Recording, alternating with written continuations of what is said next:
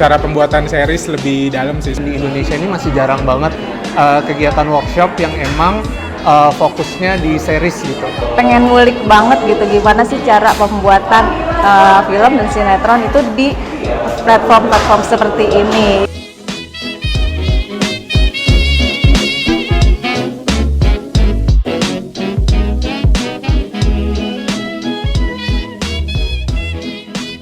Jadi kebayang banget gimana proses produksi untuk menyiapkan materi-materi yang akan dikirimkan atau dipublikasikan di OTT.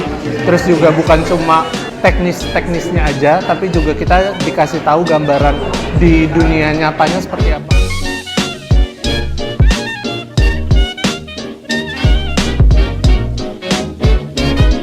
Akhirnya di sini bisa tahu lebih jauh tentang gimana sih bikin series itu yang bener, peraturannya harusnya seberapa lama di plotnya dibikin.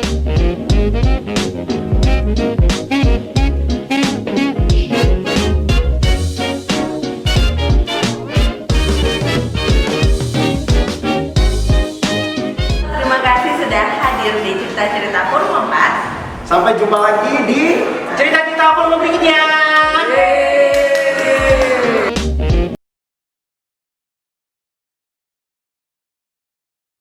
Go.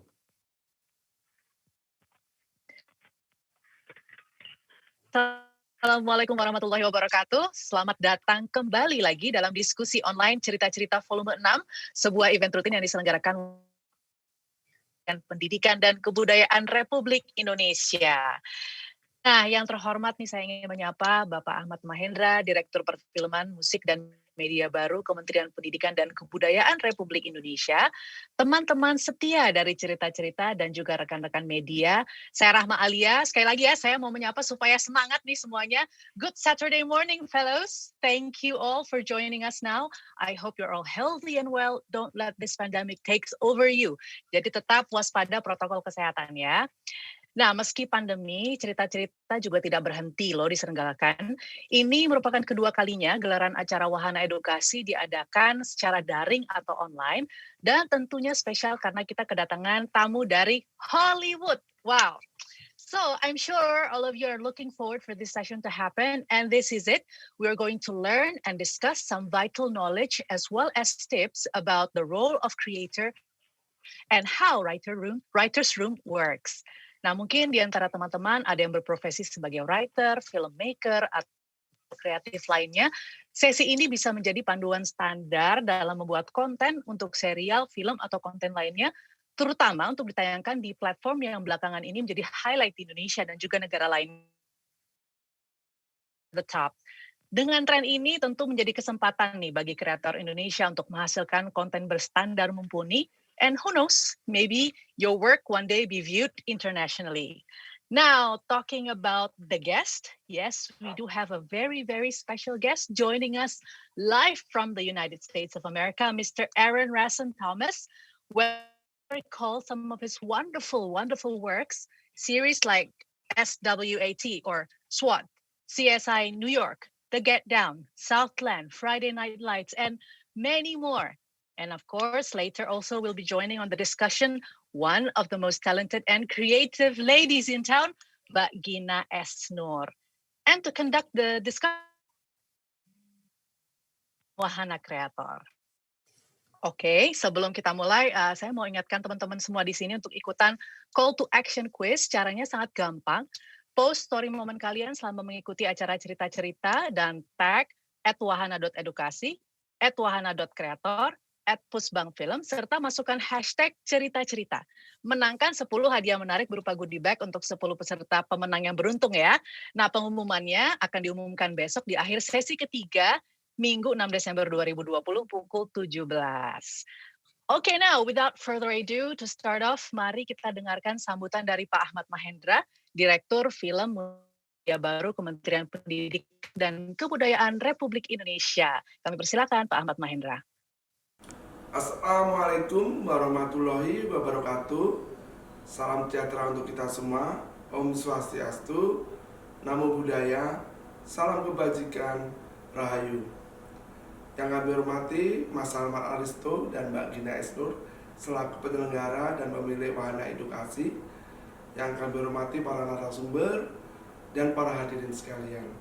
Pertama-tama, marilah kita panjatkan puji syukur kita kehadirat Allah Subhanahu wa Ta'ala, sehingga dalam kesempatan ini kita dipertemukan dalam acara Cerita-cerita volume 6. Kementerian Pendidikan dan Kebudayaan melalui Direktorat Perfilman Musik dan Media Baru menyambut baik dan mendukung penuh kegiatan ini, karena hal ini sejalan dengan apa yang sudah disampaikan oleh Bapak Presiden kita, Bapak Jokowi, yaitu tentang storynomic, yaitu bagaimana penguatan untuk menarasikan tentang Indonesia. Nah, kegiatan ini sangat sejalan untuk hal ini. Kegiatan ini pula memberikan pemahaman ataupun pengetahuan bagaimana cara pengembangan cerita, terutama konten-konten lokal yang sangat diperlukan bagi para penulis untuk mengembangkan ide.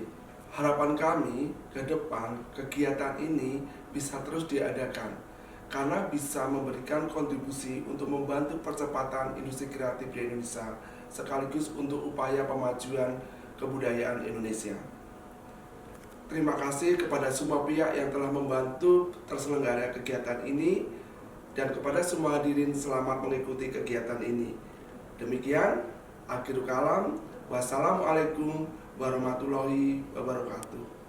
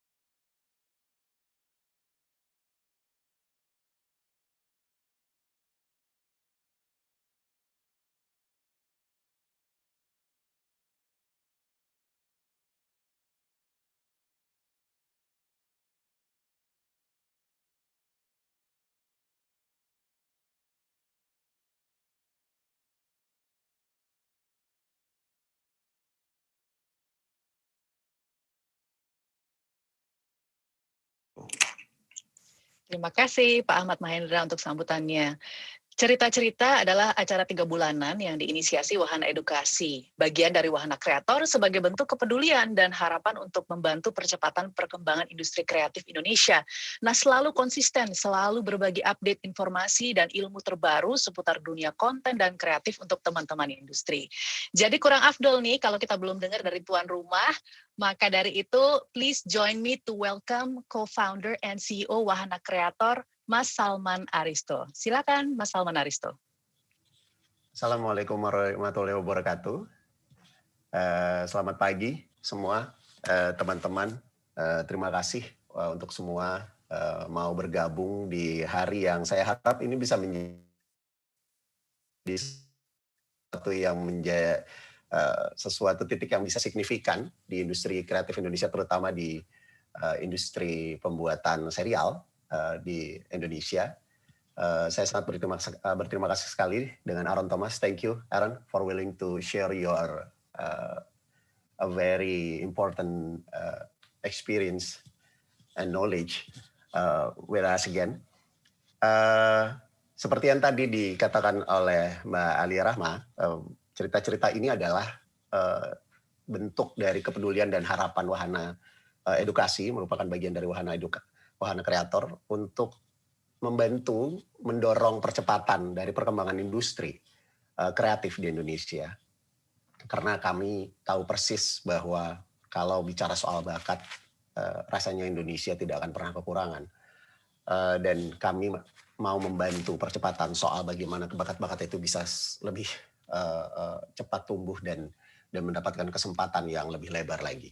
Nah, di cerita-cerita volume ke-6 ini memang sangat spesial sekali karena kita akan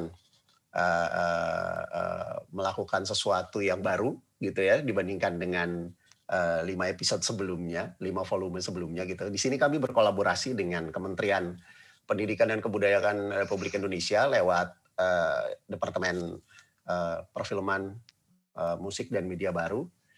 Terima kasih Pak Ahmad Mahendra untuk kesempatan dan kerjasama ini. Saya berharap ini menjadi yang pertama untuk kerjasama berikut-berikutnya lagi nanti. Nah, kerjasama kali ini juga menjadi spesial, cerita-cerita volume 6 ini menjadi spesial karena kita akan membahas secara spesifik konten kreatif dalam medium yang bernama serial. Dan ini menjadi titik sorot wahana kreator dan wahana edukasi karena perkembangan yang kita tahu ya platform over the top atau kita mengenalnya dengan platform OTT gitu yang sudah begitu menyebar dan di tengah-tengah situasi pandemi ini meningkat kebutuhannya gitu, meningkat tuntutannya dari publik untuk bisa punya serial-serial yang mereka bisa jadikan teman, mereka bisa menjadikan sahabat di tengah situasi yang seperti ini. Dan kami melihat bahwa untuk bisa menjadi sahabat yang baik, teman yang baik, maka teman-teman calon kreator, teman-teman yang ada di industri kreatif perlu modal gitu, perlu bahan untuk diolah dan kami mencoba memberikan itu lewat workshop cerita-cerita volume ke-6 ini. Dengan salah satunya nanti Aran akan memperkenalkan, akan membagi salah satu titik penting bagaimana dalam serial dia dikembangkan, yaitu adalah penggunaan writers room, ya, ruang penulis, ruang development, ruang pengembangan cerita untuk menghasilkan konten yang solid.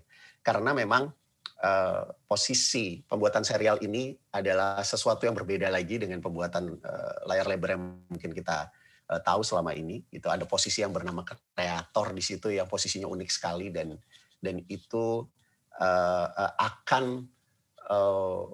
menumbuhkan kesempatan mempertemukan kita industri kreatif Indonesia dengan kesempatan baru gitu untuk bisa mendapatkan bentuk-bentuk kreatif baru lagi dengan sama-sama menumbuhkan posisi kreator dan writers room ini di Indonesia. Dan saya berharap setelah acara ini tentu saja pertama harapan saya adalah ini bisa dinikmati dan bisa diserap ilmunya sebanyak mungkin. Teman-teman bisa memerahnya dengan sangat efektif dan penuh guna nantinya. Dan yang jelas sekali saya berharap ini bisa menjadi inspirasi buat teman-teman peserta nanti mengembangkan writers room-nya sendiri-sendiri. Sehingga kita punya banyak kreator, kita punya banyak writers room yang artinya nanti kita punya banyak daya dorong gitu ya untuk makin mempercepat lagi, menumbuhkan lagi industri kreatif Indonesia menjadi lebih baik. Saya rasa itu saja karena saya juga udah gak sabar pengen mendengarkan apa yang akan Aaron share gitu karena buat saya ini rasanya akan jadi sangat penting sekali buat kita. Terima kasih. Assalamualaikum warahmatullahi wabarakatuh.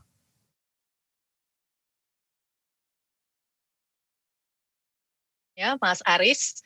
Now, this is what we've been waiting for. We are entering our core program today, the discussion session with Mr. Aaron Thomas, who is with us live from Los Angeles. Good evening to you, Mr. Aaron Thomas.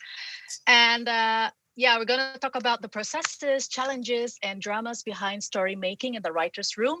And it is going to be dig deeply in the session. This discussion is going to be led by Mas Arief Ash Shiddiq, who is Head of IP Development Wahana Kreator.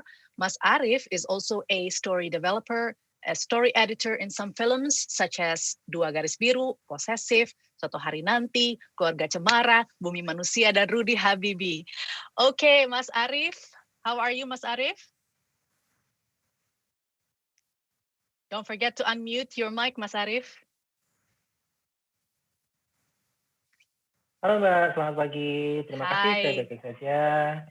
Alhamdulillah, selamat pagi Mas. So, kita sudah siap nih ya untuk ngobrol-ngobrol sama Aaron Thomas? Siap. Alright, now Good. So I'm handing over the floor to you, Mas. Oke. Terima kasih Mbak Alia Rahma.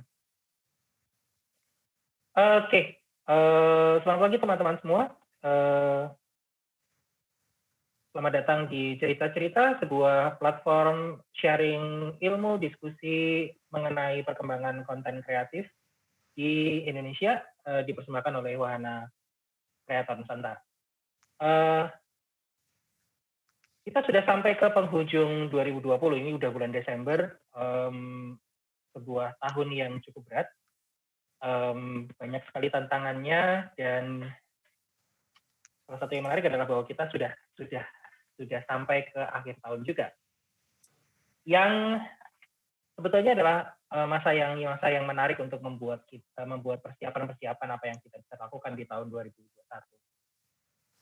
Di dunia kreatif, persiapan tersebut biasanya dimulai dari titik penulisan naskah.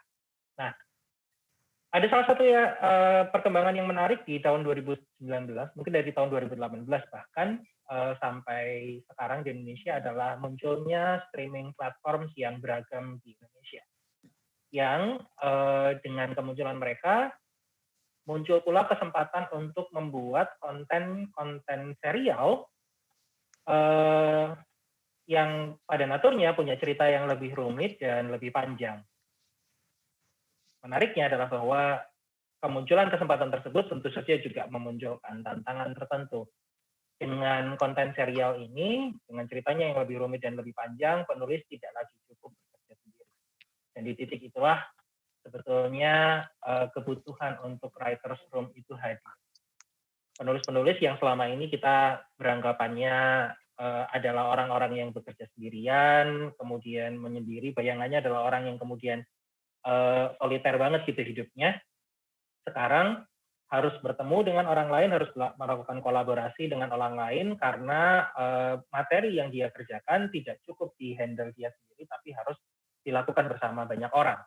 Nah, inilah inilah awal dari kemunculan writer's room dan kenapa writer's room muncul. Untuk membicarakan hal ini, kita mengundang Aaron Thomas, seorang profesional,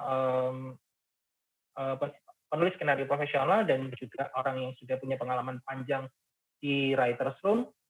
Aaron sudah masuk ke industri ini di tahun 2000, so it's like 20 years ago, udah 20 tahun yang lalu, dan masuk di serial pertama yang kemudian dia handle adalah Soul Food.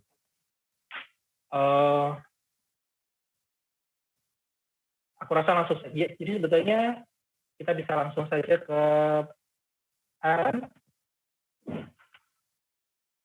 Halo, Aaron. Hello. How are you? Good. Good morning. Good morning. Welcome to Cerita-Cerita. Thank you. Can you tell me a bit about what you are doing right now? What project are you doing right now? Yes, I am currently writing and producing a television show that I co-created. It's a show about police called SWAT, Special Weapons and Tactics. And the show currently airs on CBS in the United States on Wednesday nights. And we're in the middle of shooting season 4 of SWAT.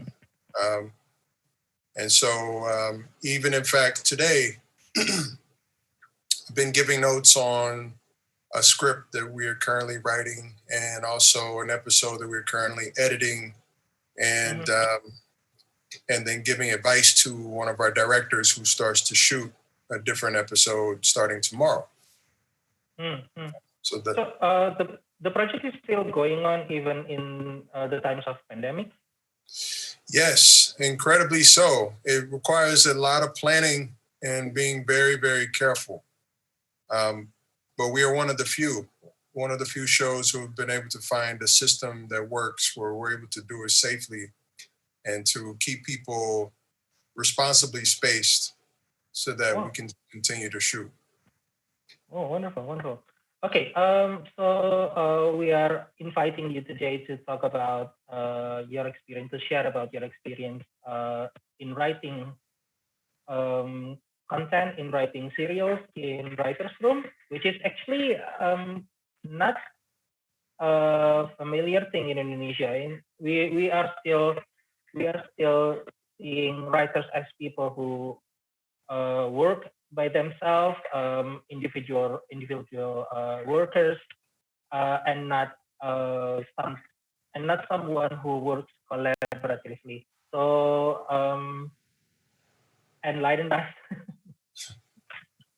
Well, I can offer only my opinion, and Okay. and certainly everyone will have different opinions on what they like. But what I found is with a writer's room, which is when multiple writers gather, whether it's online in Zoom or in person, to be able to brainstorm different ideas, to discuss different ideas, to collaborate. Where it is helpful is when you have many stories to tell, many episodes to make. If you only have one movie or one or two episodes, you may not need a writer's room. One writer can do that. But if you have many stories to tell, in the case of the show that I work on now, SWAT, we make anywhere from 18 to 22 episodes every year. And so it is helpful a lot of times to have more than one writer, to have many writers, so that you can continue to keep the schedule and to make your deadlines. The writer's room for us is typically every day, every weekday. We have a team of 12 writers, and the 12 writers gather starting at 10 o'clock a.m. Through the day. We will discuss ideas that we like, ideas that we don't. Sometimes we will debate, and we'll come up with what we think are the best ideas for stories. We'll have breaks here or there. We'll have a lunch break in the middle of the day, and then we'll finish the day. It starts at 10 o'clock and finishes at 6 o'clock p.m. And every day we have a goal as to what we want to accomplish. So we may want to create, for instance, for one episode, it's a police show, so we tell crime stories. We may decide that we want to make sure that we come up with the idea for our crime story for an episode on that day, and we'll spend the day discussing just that story. It's helpful to have sometimes different brains to be able to think differently, because people have different strengths, weaknesses. Some people are funny, some people are more serious, some people are good with structure, some people are good with character, some people are great with romance, some people are great with action. And so to have that mix, oftentimes we're able to come up with a good story that has all of these elements, hopefully. And so when we have a clear goal at the beginning of the day, by the end of the day, we've achieved our goal, and then we move on to the next day with the new goal. And so that's typically, as an overview, that's what the writer's room is from the very basic view. There are specifics in that, but the way we look at it, and what I should say, my first slide. Okay. Before you begin your first line, I will give you all of the opportunity and give the floor to you. Yes.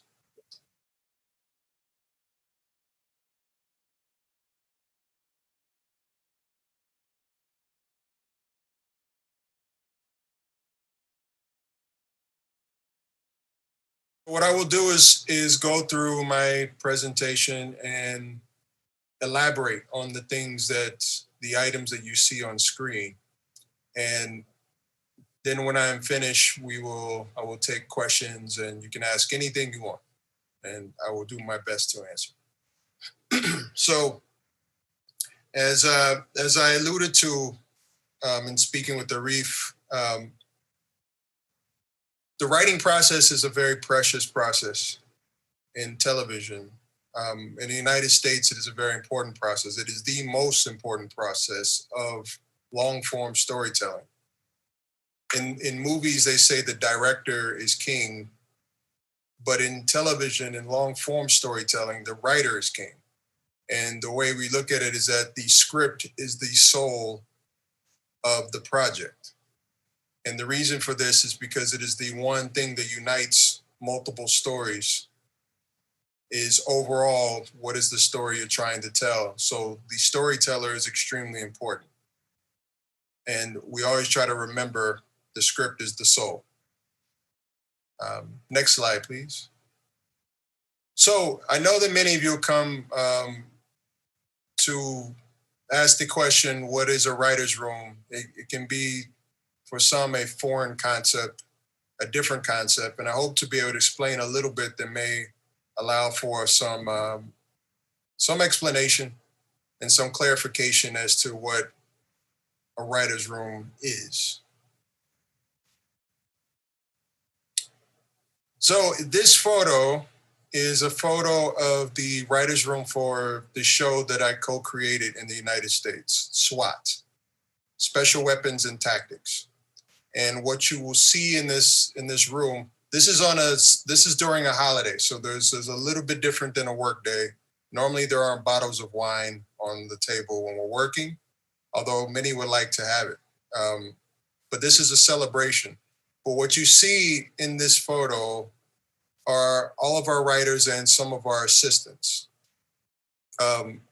So the writer's room typically in the United States looks similar to this. It looks very much like a conference room with a long table and chairs around it. Not all of them look like this. Some writers' rooms look like more like a living room where it may have, a couch and chairs. But our writer's room at SWAT looks like this. You see the windows, the natural light, and behind everyone in back are our dry erase boards where we write our ideas. As we discuss our ideas, there is one person who is designated as the person who runs the room. Oftentimes that's me. I'm at the end of the table there. And we also have someone who's normally designated as a person who is writing on the board, who is putting up only the points that we all agree on that we like, and those points go up onto the board. And then there's also always a person who is designated as the person who takes notes. And in our situation, and in many writers' rooms, that is the writer's assistant, the person whose job is to sit and to take down almost everything that we say, but to keep track of the ideas that we may forget later. And so we gather in a room like this, normally at 10 a.m. every weekday, and we sit around this table and we discuss, and we'll have breaks at times, we'll have lunch. Oftentimes it's away from the room, but this allows us to have a space that's a creative space that allows us to be able to bounce ideas off of each other. If you notice in the back, there are photos on top of the wall, and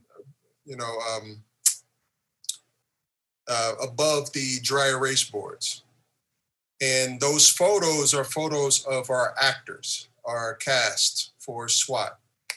We have them up because it reminds us as we come up with ideas for stories who we're writing for and who the characters are that we love to tell stories about. And it gives us always a sense of reality of, these are not just ideas that we're coming up with, but these are ideas that actually have to be shot and have to be in dialogue that has to be said. So it's always good to keep that in mind. Next slide, please. So when we're talking about the writer's room, there are many elements that affect the writer's room. A few I just mentioned, such as the person who runs the room, the person who writes on the board, the person who takes the notes, which is the writer's assistant. What I should also mention before we move forward is that there are many different ways to do any of those roles. So for instance, actually, if we can go back to the previous slide for just a moment. For instance, when we look at the dry erase boards, some shows use dry erase boards, other shows may use note cards with corkboard.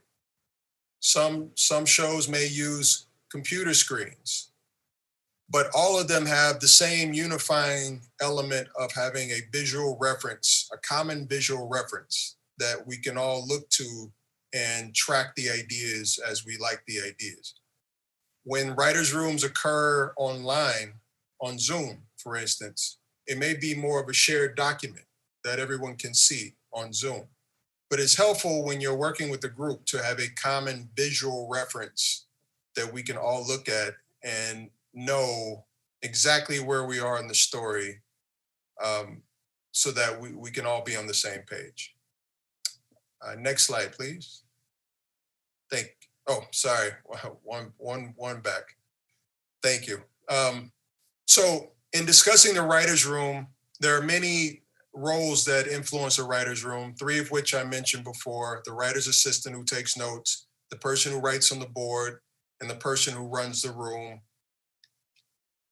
The two most important roles to any TV show are the role of the creator of the series and the role of the showrunner of the series. And that's what I will now discuss.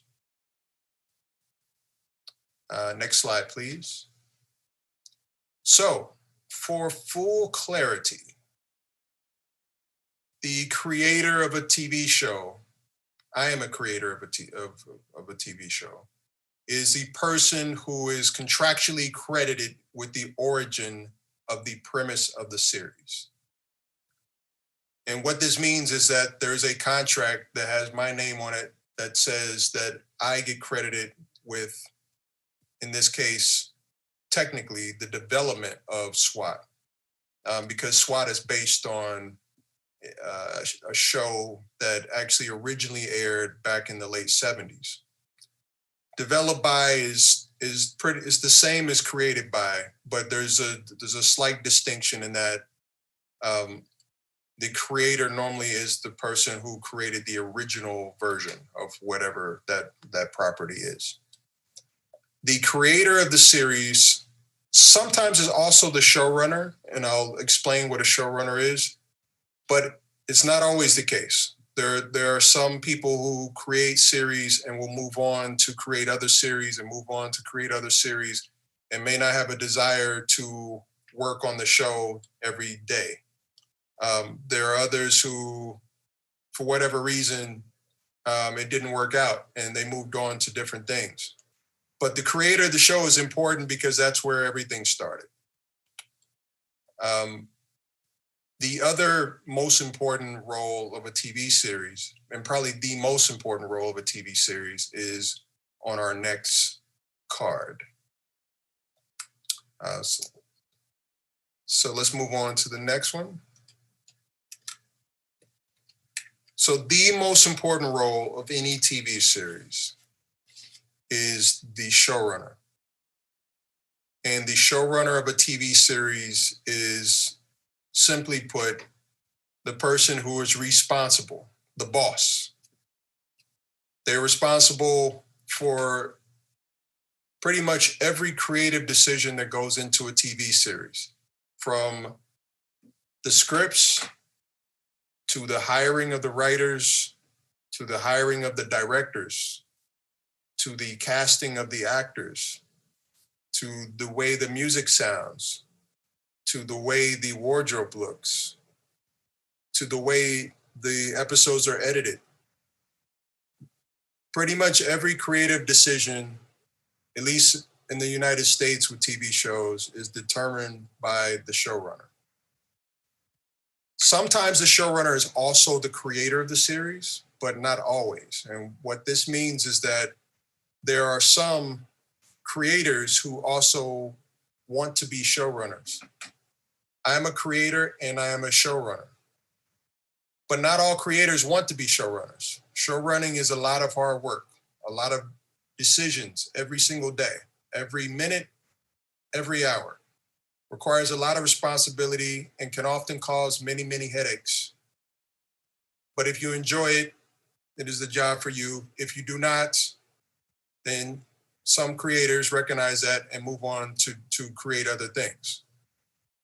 Sometimes a showrunner who is not a creator may be also someone who can run, who can be a boss of a show. There are times where a show can be created and someone who has experience being a boss can be added to the show in order to now run the show if the creator does not want to or it does not work out with the creator. If a showrunner is brought on or hired to run a show, normally it is because that showrunner is a very experienced writer, producer, and because they have a valued skill set of being able to address problems effectively and to be able to keep the show running in a productive and hopefully efficient manner. So the role of the showrunner is similar to the role of a director in movies in a way, is to keep the production, the creative side of the production running efficiently and as smoothly as possible. The showrunner is not a person who tends to work by themselves. The showrunner is a person who also relies on other very talented and smart people to also handle their responsibilities. But the showrunner for a TV show is the person who is typically at the top. Next slide, please. So now understanding some of the roles that are possible on a TV staff. We'll go into more detail about how a writer's room works.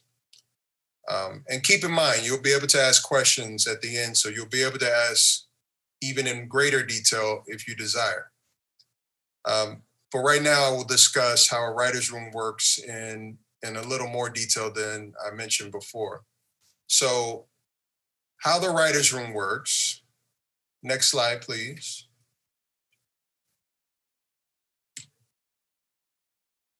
As stated before, a writer's room convenes every day, allows the writers to gather in a physical space or online. And especially this year, that's extremely important because very few writers' rooms are meeting physically in the age of COVID. And so what we found this year, in the year 2020, certainly in our SWAT writers' room, is that we tend to meet online in Zoom. We have Zoom rooms now, where I get up every morning, I come to this computer, I sit exactly where I'm sitting right now. We have a Zoom session where we can see everyone's faces, but the job is the same. Even though the space is different, the job is the same. We'll discuss and compare ideas. Different shows come up with different ideas. If your show is about vampires, you may have a different conversation than if your show is about police officers, or if your show is about lovers from a city. That might be a very different conversation than if your show is about superheroes. But you come together to discuss, compare ideas. Oftentimes, writers have brought their own ideas into the room. They've done research, or they may want to talk about ideas that they've gotten from their lives, personal experiences, funny stories that they know about, or interesting stories or characters that they know about. And when we come together in a writer's room, there's a magic that happens because we start to get excited about the ideas that we can contribute. Typically ahead of time, before the writers convene, we have an idea of generally what type of story we're going to be talking about. So the showrunner ahead of time will meet with the writers and we'll discuss what do we want this season to be about, multiple episodes, and what do we want each episode to be about. And then before the writer's room convenes at the beginning of the day, we'll go over what do we want to accomplish today? What episode are we discussing? Let's say we are discussing the first episode of season 2. Well, we'll start to talk about what we want that episode to be about, what we want to achieve in this episode. And that's where the discussion and the comparing of ideas begins. There's an individual who runs the room. And that individual who runs the room sometimes is the showrunner. Sometimes is simply the senior writer who is in the room. So if the showrunner is busy doing other things, the person running the room may be the person who has the highest experience in the room, and oftentimes the highest title in the room. It's similar to the military in a way in the United States, in that there are rankings for the writers based on your experience typically. And so most of the time, the most experienced writer or the showrunner will run the room. And running the room means that you are the person who organizes the conversation. You're the person that keeps everything focused.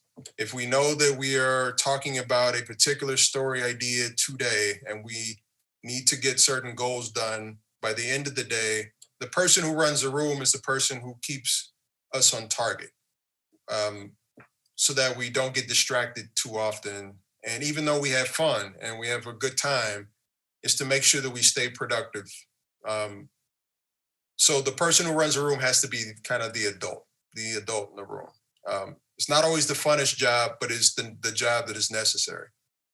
So the person running the room typically sets goals that are established every day at the beginning of the day of what the room needs to accomplish by the end of the day.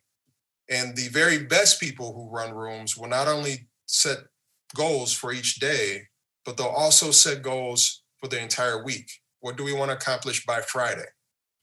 This is done for 2 reasons. One is to keep the group focused.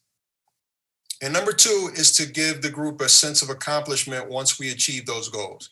So once we are done with our goals for the day, people feel good. We've accomplished what we needed to do. You go home, recharge, we come back the next day. If we've been able to accomplish what we are trying to do for the week, the same thing. You can go into your weekend feeling like you did your job. And it tends to allow the writers to know if they're doing a good job or not. Are we achieving the goals that we've set out to achieve? So it's very important for the individual who runs the room oftentimes to give the writing staff a sense of whether or not we are actually doing a good job and accomplishing what we set out to do. Next slide, please. So we've discussed some of what goes into a writer's room. We've discussed certain elements that go into a writer's room. That does not mean that every writer's room is a good writer's room. Some writer's rooms are not good, but we can discuss what makes a good writer's room. Next slide, please. So in any writer's room that I'm in, and this is subjective, people enjoy different elements that allow them to be their most productive. But for me, and in my experience, and I currently run a writer's room, and I've also been a part of many writer's rooms before this. From what I have seen, and this goes in any environment with human beings coexisting, is that the top priorities for any good writer's room are to have professional respect for each other. What that means is that it's easy to like good ideas when you hear them. It is challenging sometimes to hear bad ideas. And a respectful writer's room will know that even with bad ideas or ideas that are perceived as bad, they can still be very helpful. If the goal is as a team to work together to try to achieve goals by the end of the day, by the end of the week, by the end of the season, then it often helps if everyone feels as though they have a chance to contribute positively. And that often starts with when we hear ideas that perhaps are not the greatest or don't work, are there ways still to use that as a positive? There are ways to speak about good ideas and bad ideas in a room that allows us to continue to move forward. Nothing stops a conversation faster than to shut someone down by saying no. Oftentimes, an exercise in the room is similar to improv comedy, which is the rule of yes and, meaning even if I don't like that idea, I find it interesting. Yes, and perhaps we could do this. And at the end of the and, oftentimes it's an idea that can help that idea perhaps become better. That is the biggest challenge of a writer oftentimes, is finding ways to continue to be productive, even if you don't agree. Clarity of vision is another important bullet point, and this comes from the very, very top. Without a clarity of vision, and more importantly, being able to effectively communicate that vision, the writer's room oftentimes is lost. And that clarity of mission extends to per day, per week, per season. And then finally, there's a respect for time. And what this is, in essence, is the idea that even though if you're fortunate enough to have multiple artists who are working with you to achieve your dream and to try to tell good stories, then you also want to be respectful of the fact that they still have lives to live. And so that's why it's important oftentimes for a well-run room to be able to clearly articulate how much time we're going to need to get our job done, articulate what our goals are, and then to stick to the allotted time so that people can finish their work and go home and have lives. And this accomplishes two things. One thing is it keeps your staff happy. And the other thing is it keeps them refreshed, so that oftentimes human beings tend to be more productive when they're excited, when they're full of energy. And so allowing people to have time to spend with loved ones, to go and do other things is an important thing to remember. Next slide, please. So how to maintain a good quality, maintain good quality writing from the writer's room. So we talked about certain elements that go into a writer's room.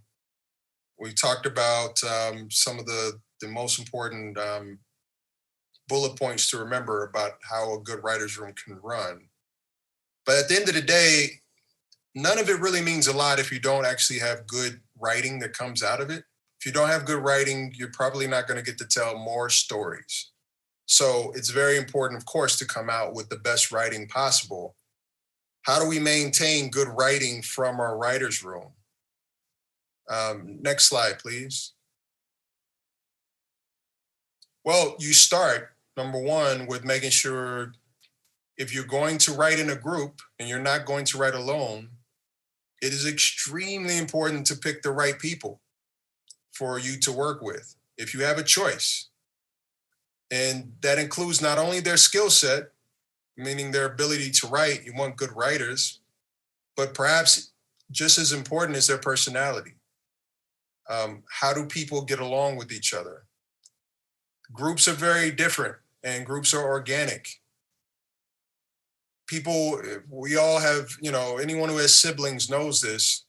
If you get two people in a room, their dynamic may be very different if you add two more people. The conversations may be different, the tone, the humor. And so anytime you add anyone to a group, you want to be mindful of how that affects the organism of the room.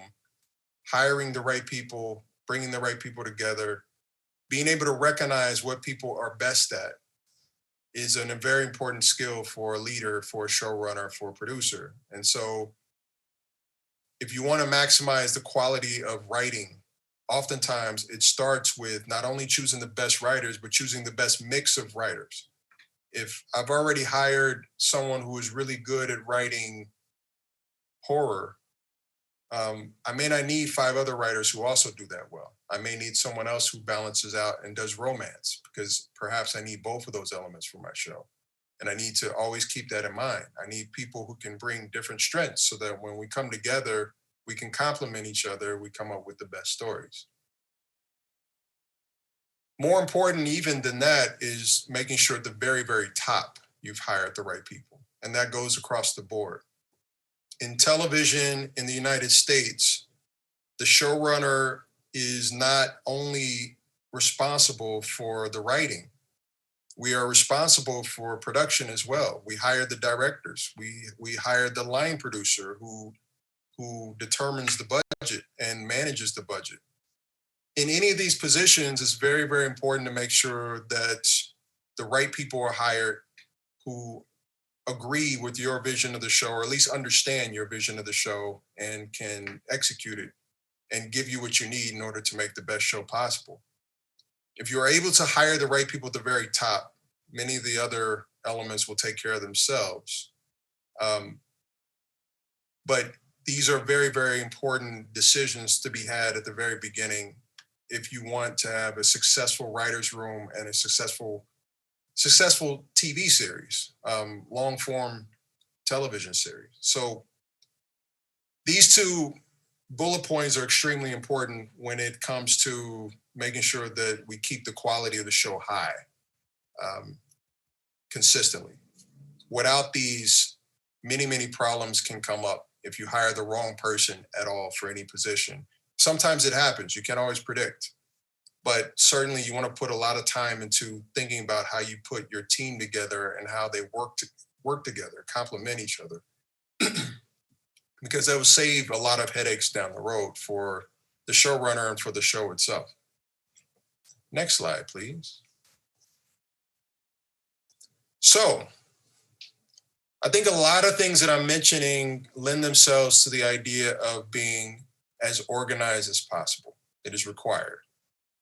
Not every showrunner is organized. Some showrunners are very messy. Some showrunners are forgetful. Some showrunners are not very responsible. There are many, many different ways to be a boss. As I'm sure you know, you think about the different bosses you've had over your life. Some are good at different things. It's the same thing with showrunners. Ideally, if you're in the position where you're managing a team of writers, you want to at least be able to recognize what your own strengths and weaknesses are. And you want to, as much as possible, try to maximize your own organization. So what I'll now talk about are certain tips that have helped me organizing myself, organizing our TV season, and organizing our writer's room. Next slide, please. So something to remember is, and this is very important, these are overviews when it comes to organization, is that no one comes out of the womb, no one is born a great leader or a great showrunner. It's a learned skill. And so oftentimes, even when you see people who are good at being a leader, just remember they were not always a good leader. That's something that they learned along the way. And so the goal is, in being a writer who is in charge of other writers, managing other writers, is how can I learn and make sure that I am the best leader that I can be? Number one, going back to number one, the way to learn how to be a great leader, frankly, is to learn from great leaders if you can. Before I was a showrunner, I was a writer on other staffs. I worked for other showrunners. I learned from other showrunners. I learned from good showrunners. I learned from showrunners who made mistakes. And it taught me what to do, what not to do. Even if you don't have the opportunity to work for a showrunner, reading as much as possible about leadership and what makes good leaders, not just in writing, but everywhere. Military, politics, business, entertainment. Who are leaders that you admire, and you want to take away the qualities that you admire and build upon those and incorporate those into your own personal style. even as you do that, number two is an important point to remember, which is something I wish that I remembered more when I started, was don't be afraid to make mistakes. Being a good leader does not mean that you're perfect. It does not mean that you do not make mistakes. Even if you're really good and very experienced, you will make mistakes every single day. The question is will you learn from those mistakes? How well do you learn from those mistakes? That is what determines how good you are. It's not the lack of mistakes, it's how you respond to mistakes. So I find myself every day making mistakes, but I try to not make the same mistakes over and over. I try to learn from the mistakes that I make, and I try to learn and pay attention to why I made the mistake. That humility, to remain humble, to realize that you are not perfect and you never will be, is very important in a job of being a showrunner, managing writers. Oftentimes, the people that work for you will appreciate humility if you acknowledge that you are not perfect. That sometimes I often tell them, that was my mistake. You know, we could do this better, or even sometimes when people who work for me make mistakes, sometimes I'll take the mistake for them. I'll say, that was not your failure. That was mine for not being a good enough leader and showing you how to do it. And so oftentimes, again, that can help to build team chemistry, so people understand that you want the best for them and you want to maximize their skills.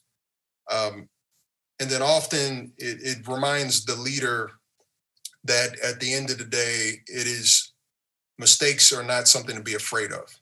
They're something to learn from. They're learning opportunities. That's what they are. It hurts not to know everything in the world, because it reminds you of how much you have to learn. But in order to learn, you have to be able to acknowledge that there are things that you don't know. And no matter how long you do this job, there are always things that you can learn. Number three, with all of this, is even if you're learning to be a leader and you're not afraid to make mistakes and you're trying not to be afraid to make mistakes, it is good, just for clarity, to be decisive in your intentions. What are you trying to accomplish?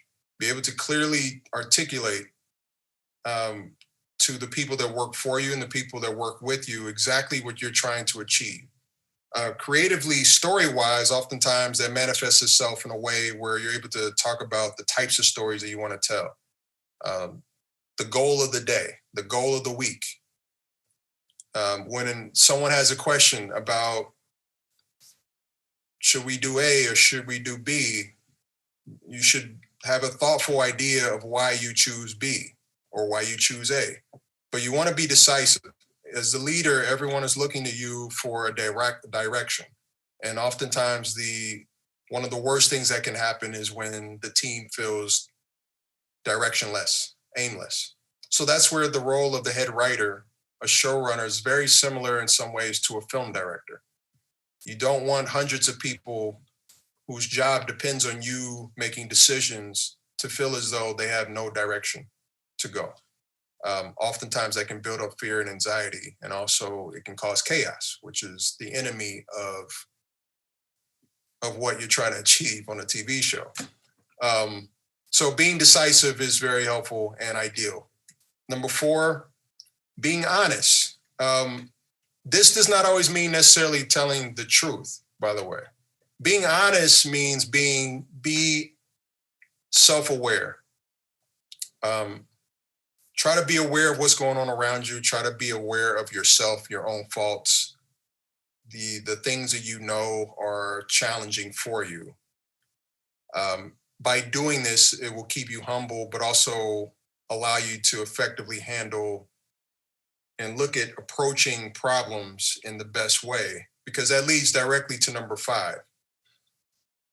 As I said before, working on a television show with multiple writers, working on a writing staff is a large job. It requires more than one person.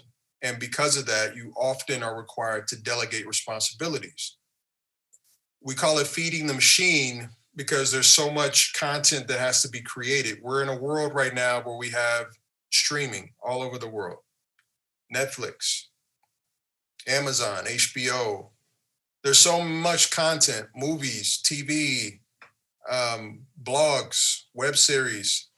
There's so much content, so much to do oftentimes that when you work with a team, if you're going to work with a team, it only makes sense if you're willing to trust the team.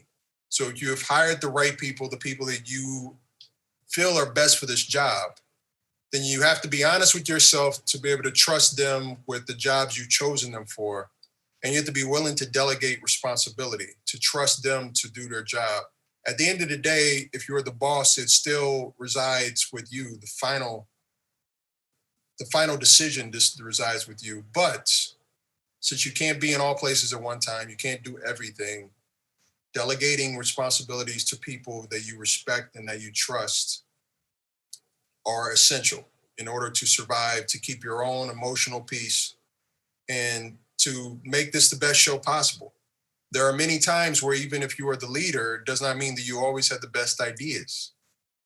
And if someone else has a good idea, part of being honest with yourself is recognizing when someone else may have a better idea and being okay with acknowledging that.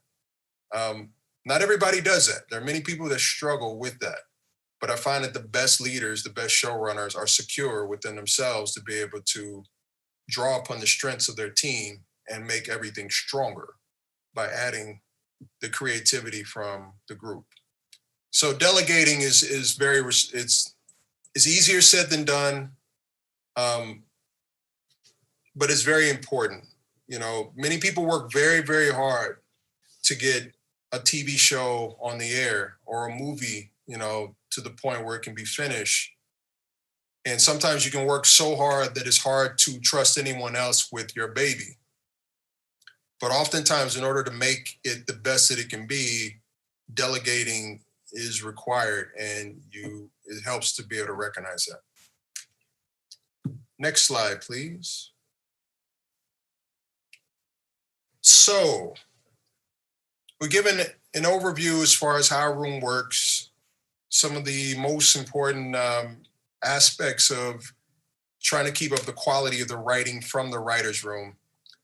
Well, that's only one part of the writer's room. There's the physical setup of a writer's room. There are the people in the writer's room. There are the different roles of people in a writer's room.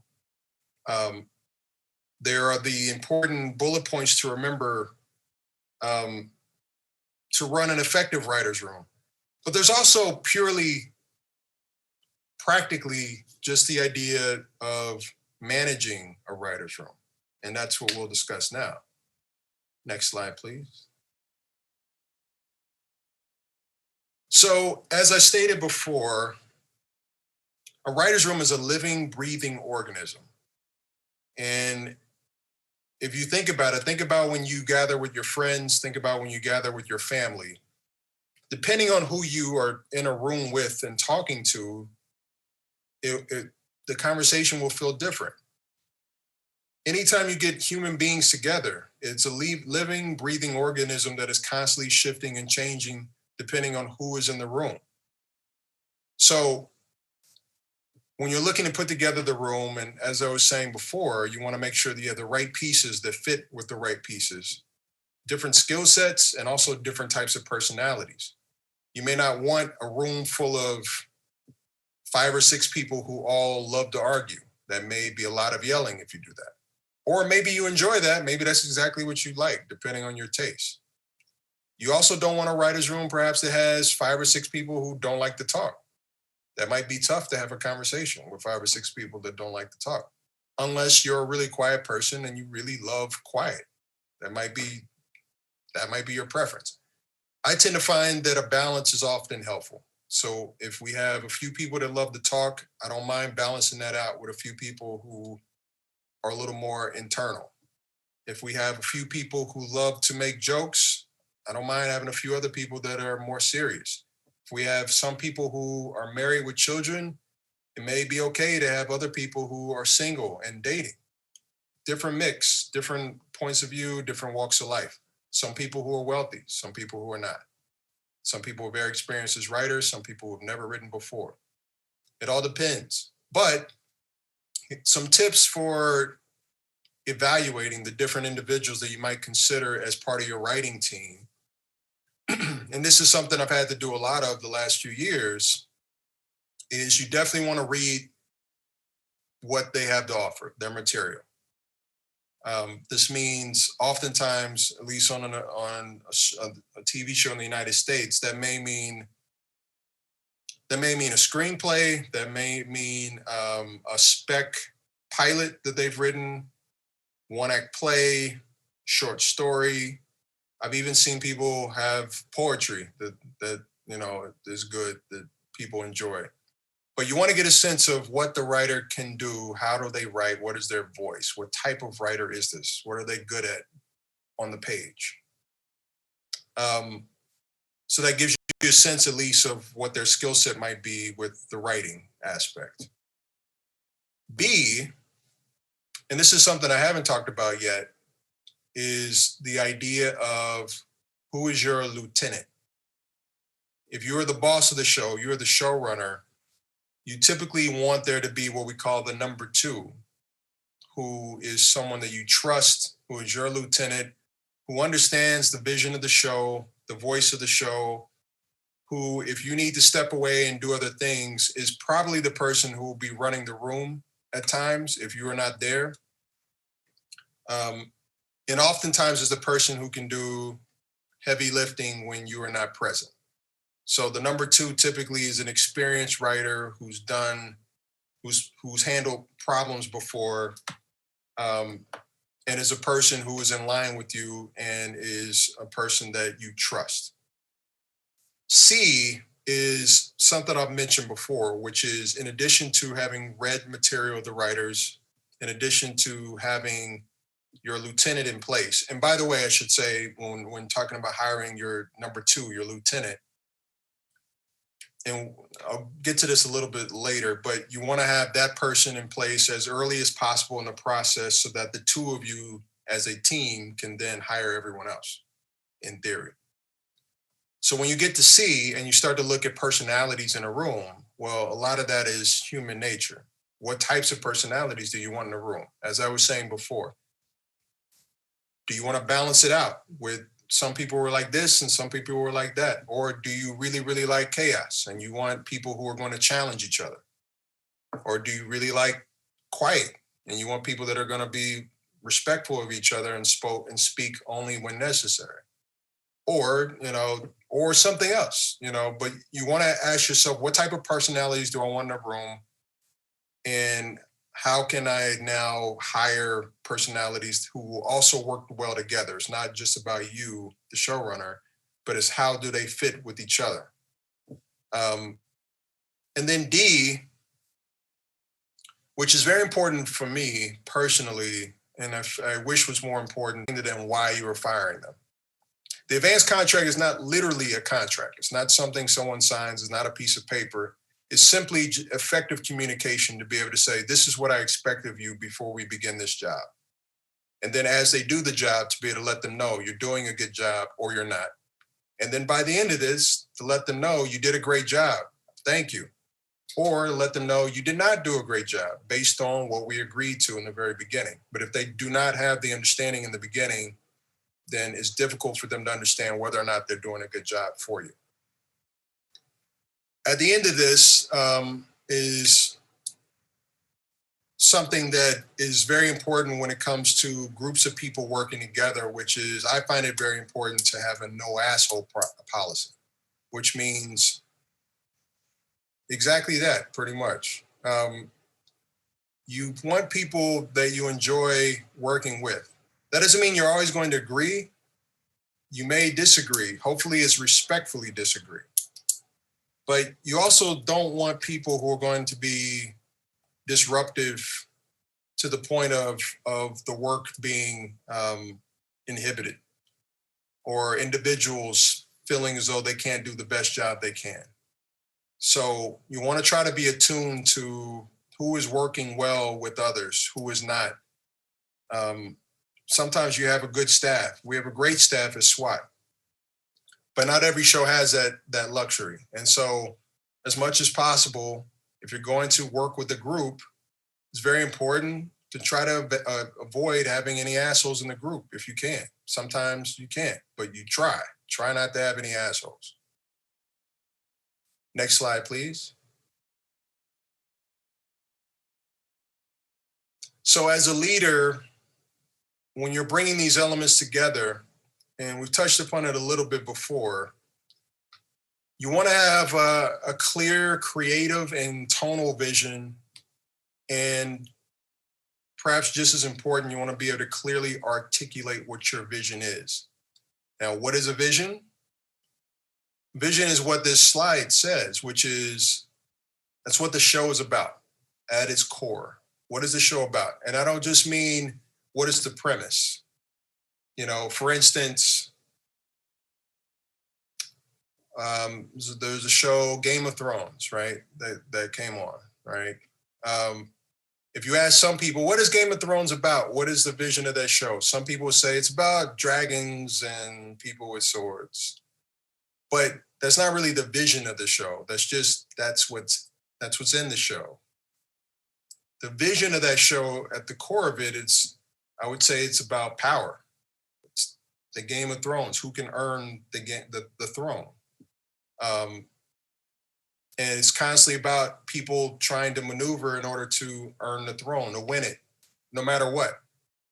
So that is a show that at its core, from the beginning to the very end, is constantly about who can grab as much power as possible and how willing are they to get that power. That is a vision for a show. Not every show has a vision, but the best shows tend to.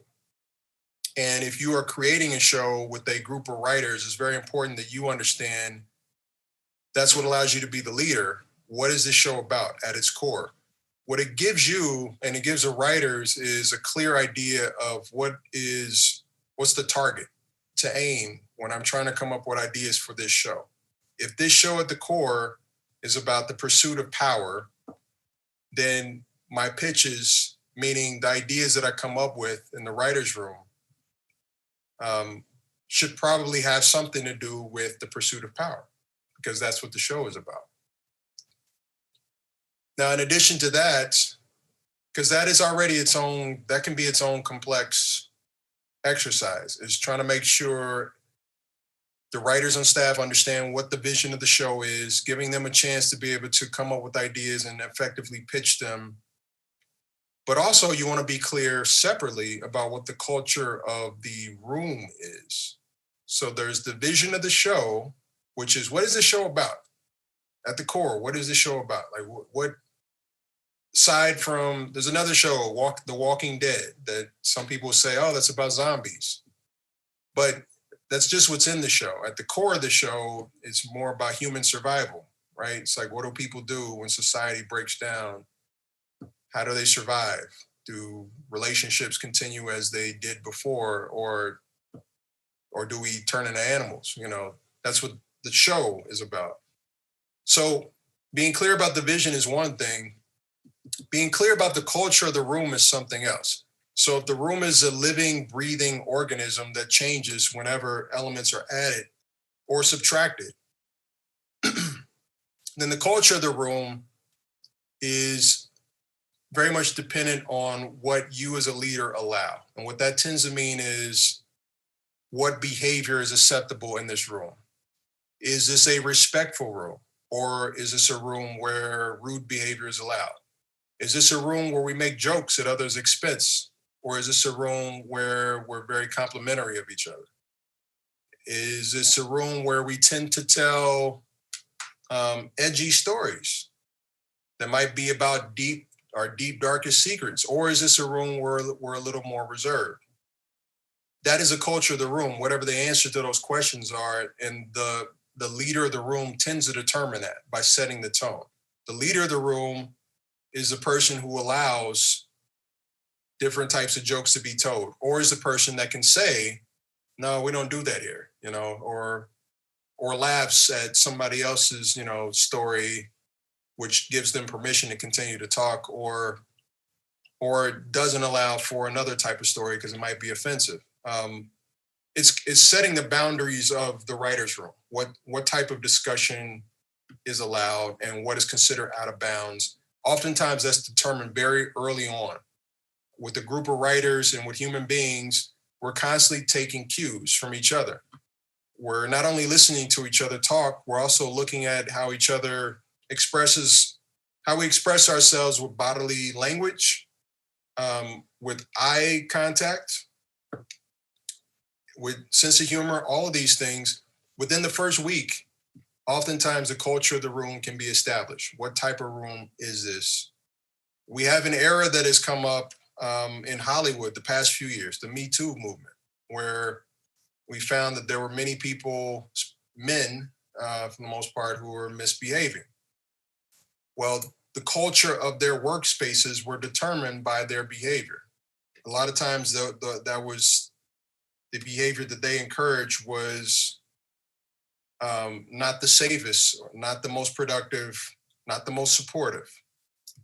And so that shows you how much power a leader can have over determining what the culture of the room is. And so the vision is essential, being able to clearly articulate what the vision of your show is, but equally as important, it can determine whether your show is going to survive, whether people are going to continue to want to work for you or with you, is determining what the culture of the show is. Oftentimes that is based on your personality, but sometimes you can adjust that based on what type of environment you want this to be. Creatively, at the end of the day, what those two elements combine to create is the tone of your show. Is your show a dark show? Not just literally, but thematically? Or is your show more uplifting and positive? On SWAT, we are a show that's about police officers who carry around big guns and dress in black and do a lot of action, but we are also an aspirational show. So we are a show that typically likes to try to project hope. We oftentimes, most of the time, we end up saving the day. We end up defeating the bad guy. We end up trying to present a solution. That's the tone of that particular show. Not every single show has the same tone. Some shows, the tone may be more tragic, where the show is about perhaps cycle of violence that never ends, or like I said, with a show like The Walking Dead might be more about the breakdown of society. Sometimes there are triumphs and sometimes there are losses. It's not always aspirational. Sometimes there are dark elements. So for you as the showrunner, as the leader of writers, it is important for you to understand your vision, understand what type of culture you want to establish for the room, and to creatively understand what the tone of your show is. You don't have to have all of the answers before you hire writers and meet with writers, but it is good to at least have an idea of where you want to go. And it may continue to develop, but you should, for the most part, try to have an idea of what type of tone you want for your show, because that'll help your writers understand what they're walking into. Next slide, please. Yeah, so I just went over this, but setting the tone, when you're in charge, you get to decide how things are going to work. And not just creatively, but practically, organizationally. Is your show the type of show that allows people to have their weekends off, where they don't work?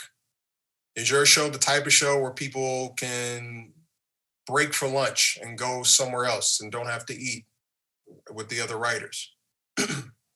Some shows require that we work through lunch, that we continue to talk about story even as we eat. I don't require that. I feel as though it's good to have a break, rest your mind, go think about other things. But there's no right or wrong. It's all subjective. It's all based on the individual. What does the individual want?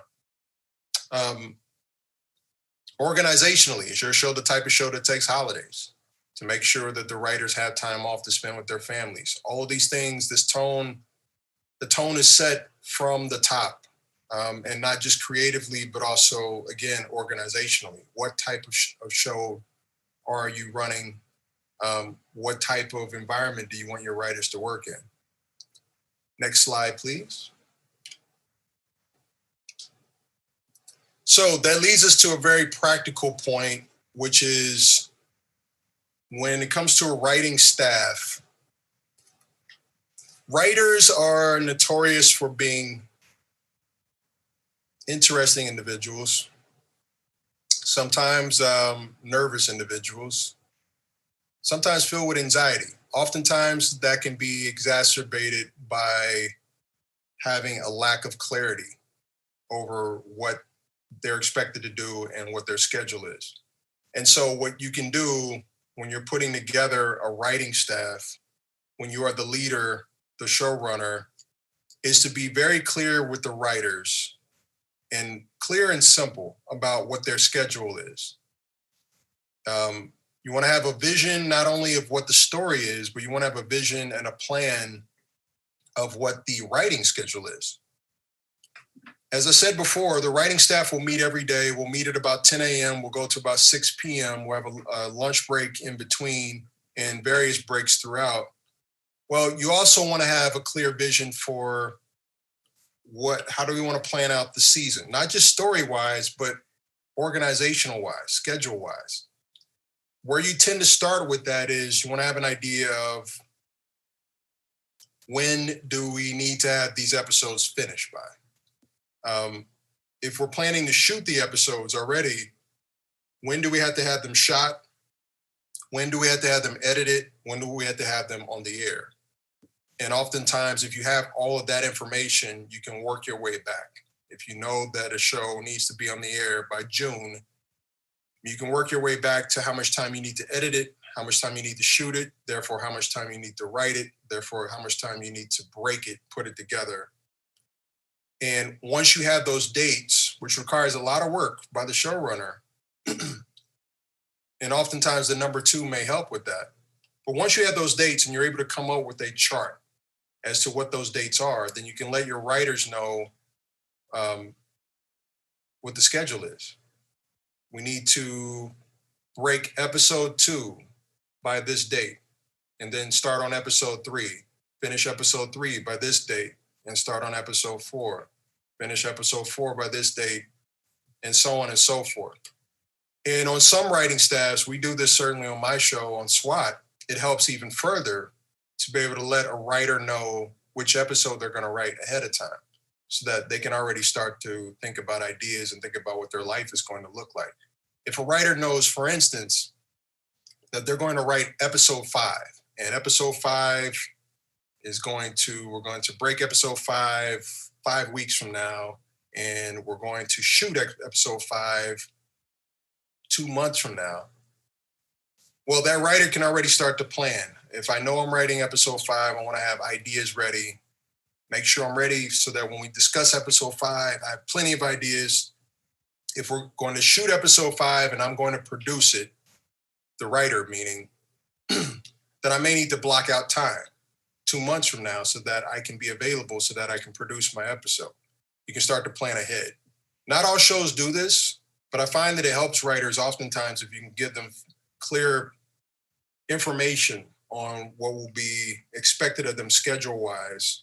So it relieves the anxiety, the uncertainty, gives them more clarity of what to expect. Next slide, please.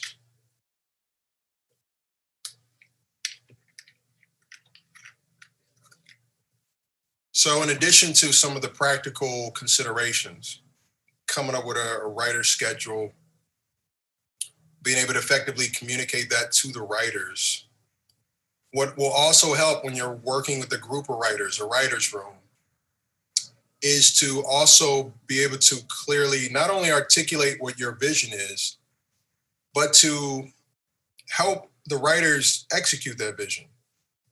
Oftentimes,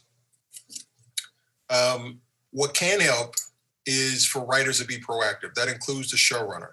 That means that even when we're not in a writer's room, try to come in with ideas. What are newspaper articles that you've read that you found interesting? What are ideas that you have from hanging out with your friends or your family that you find may be helpful for a story?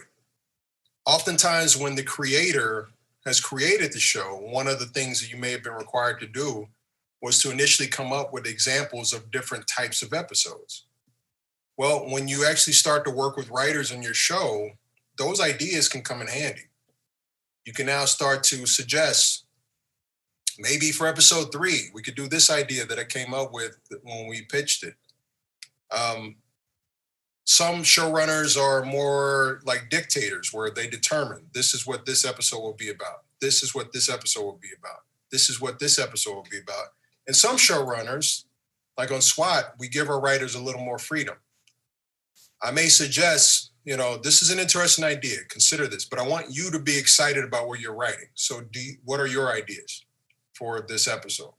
And then we'll discuss whether or not that idea works for what we're trying to do. But because in long form storytelling, there are multiple stories. This isn't a movie. This isn't one episode. This is multiple. You need the best ideas possible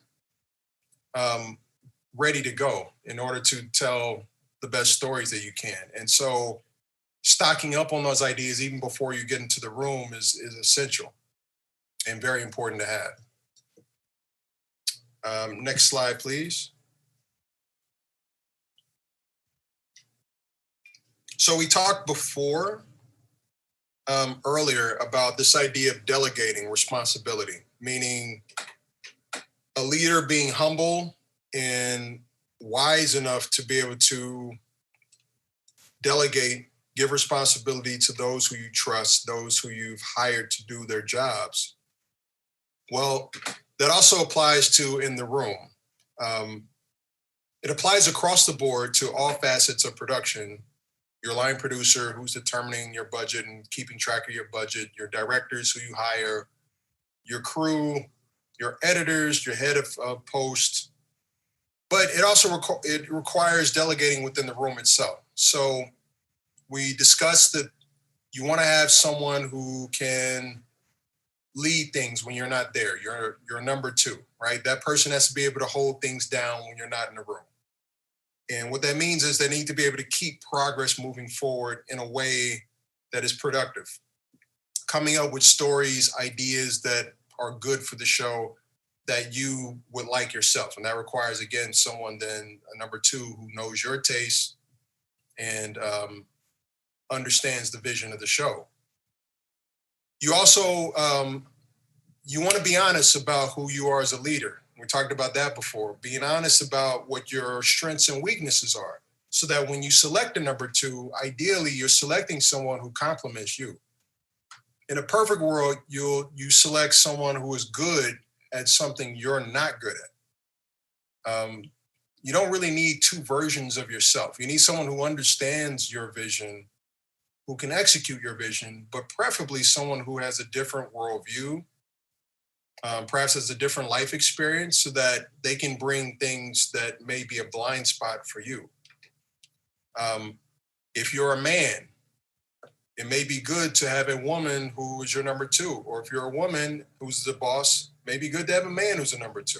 You have different life experiences. You can perhaps complement each other when it comes to working on things. And that's just one example. You also want to make sure that the roles are clear. When we talk about delegating in the room, within the room itself, you want to be able to, off of the advanced contract, being able to communicate with the writers what their roles are. You want them to be clear on what their roles are. And like the military, there needs to be a clear delegation of authority. Some writers' rooms are like round tables, figuratively, not necessarily literally, where everyone's opinion perhaps is valued equally. Some writers' rooms, so I would say if that's a writer's room that's, well, for the people, let's say. That's a writer's room where everyone values their opinion on the same level, whether you're more experienced or not. There are some writers' rooms where there's a clear hierarchy. The more experienced that you are, the more authority you have. And the more airspace you get to discuss. And then some writers' rooms might be a mix of both, depending on what episode you're breaking. So if you're breaking the episode of a writer who has less experience, It may be that they have more authority with their episode because it's their episode, but on other episodes, it's the writer who's writing who has the most authority. But that's determined by the culture of the room, by the culture of the show. That's the fourth part of this, which is it's dependent on the tone of the show. You know, there are some rooms where a different person may run the room based on what episode you're breaking, because that's the tone of that show. That's the way that show has been set up. On our show, on SWAT, what we tend to do is we have myself or another executive producer who runs the room, but we give heavy emphasis to the writer of the episode. We try to give them a lot of creative freedom. You know, want to know what ideas they have for their episode. Want to make sure they have plenty of space to speak, to be heard. And so in many ways, we rely on the writer of the episode to help drive the conversation, so that we make sure that if the person's going to write the episode, they have a genuine interest and investment, emotional investment in that particular episode. Next. Thank you. So I've brought up this term a few times, breaking a story. And I feel like I should probably actually break down what that term means. If you haven't heard it before, you may have heard it. But when I use the term story breaking a story, it does not mean that we are literally breaking the story so it won't work. What it tends to mean is breaking a story is building a story. Story building is what it is. And so what you're looking for when you come together as a writer's room, as a group of writers, and if the writers understand what the creative vision is, and we understand what the goal is for the day, and we understand what the goal is for the week, and what the episode is supposed to be about, well, then we can look to start to put together ideas for the best scenes for this episode. And that's called story breaking, story building. How do we want to approach this episode? What are the most interesting moments that we want to see in this episode? What are the things that we want to put our characters through? What are the character arcs that we want to play? What is the plot of our story? SWAT is a cop show. So we're unusual though as a cop show, because most cop shows actually start with the idea of a plot. What is the crime? What is the mystery? How do we solve it? With SWAT, we do it backwards. We oftentimes will start with character. What do we want this character to experience? This is the episode where one character has their heart broken. And how do we want that to play out? And how does their feelings on having their heart broken affect them when they're working the case? But in breaking a story, we're talking about all of these elements: the plot, character arcs.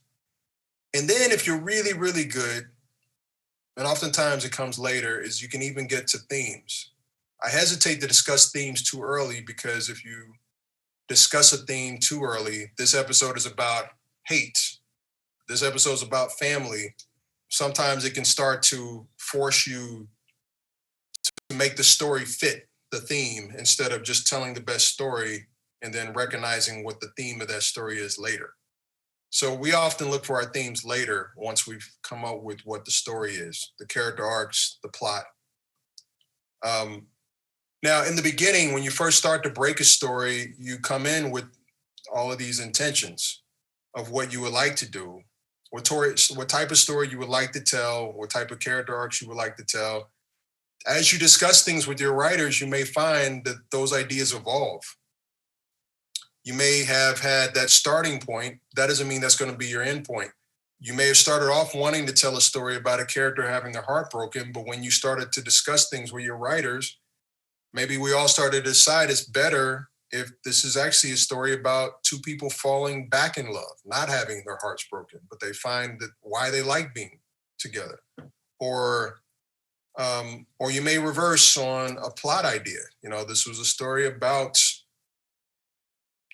saving the town from the bad guys, but we felt like maybe it would be more interesting if you flipped it and the bad guys won in this episode, and that leads to a cliffhanger, and you can evolve. It's a living, breathing organism, but you want to come in with a clear starting point. What are we trying to achieve? And then that gives us a foundation to start on, and the writers can then discuss as a group, and we see if it is the best way to tell the story. Next slide, please.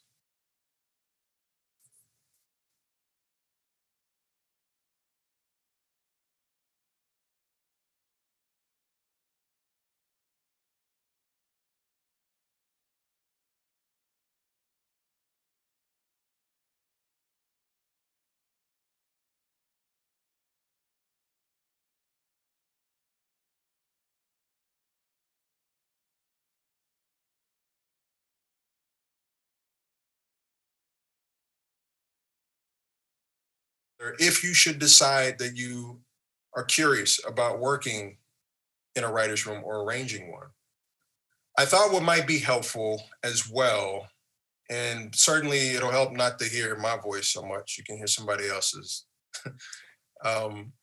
is to toss out a few scenarios that are hypothetical situations based on what we just talked about. And I think from this, what you get a sense of are different ways to handle different situations. There is no right or wrong. There are only different styles. So with that said, Gina, are you there? So I think most of you know. Hello. So I think almost everybody probably knows you, right? So no introduction probably is necessary, but Yes. I will toss out a few scenarios for you, just so that people can hear how a writer and an artist would handle certain things that sometimes are common in writers' rooms. So what I'll do is I'm going to read the scenario, and then Gina will give her answer as to how she would handle. Okay. Okay. I'm nervous. Oh, there's no right or wrong. There's no right or wrong. Okay. Except for murder. You can't murder anybody. But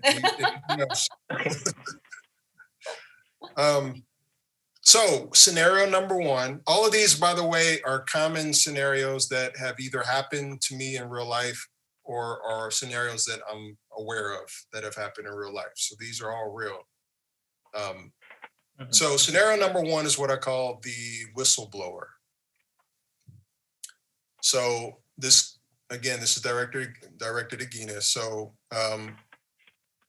you're a first-time showrunner, which means that you are now management and not privy to the same writer's room gossip that you might have been when you were a writer on a staff or working for somebody else. A high-level writer contacts you about a possible cancerous element, possible cancerous elements in the room. You, as a leader, haven't seen any evidence of this, but the writer insists it's there and that it will become a problem if it's not addressed. What do you, as a leader, do? Okay. This is like leadership test, right? Okay. Maybe at first I will give some time to see if there's any evidence to the gossip or the complaint that given to me. What I usually do, I need tangible facts. So maybe the tangible, what I mean is like deadlines and how he or she perform in the writer's room, and how the person influence the culture of the writer's room. That's what I'm gonna do.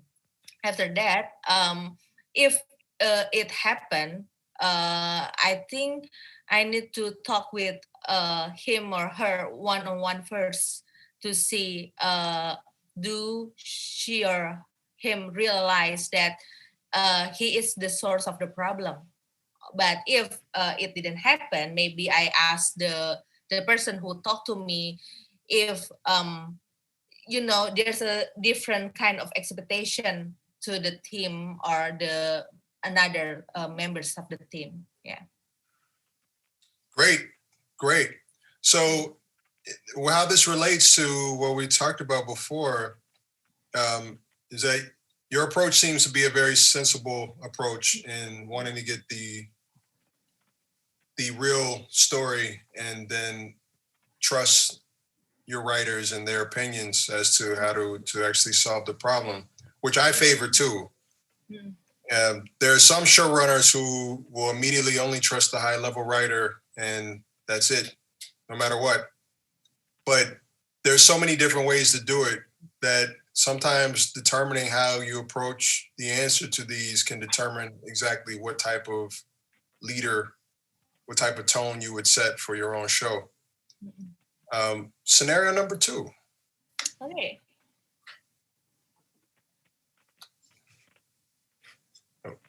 What's the... No. Next. Like.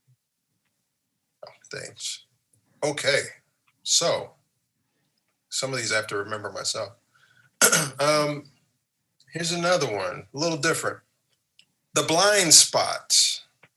So, in this case, Gina, you are a first-time showrunner, and you are running a writer's room. And a lower-level writer seems to joke about your behavior being sexist or racist. What do you do?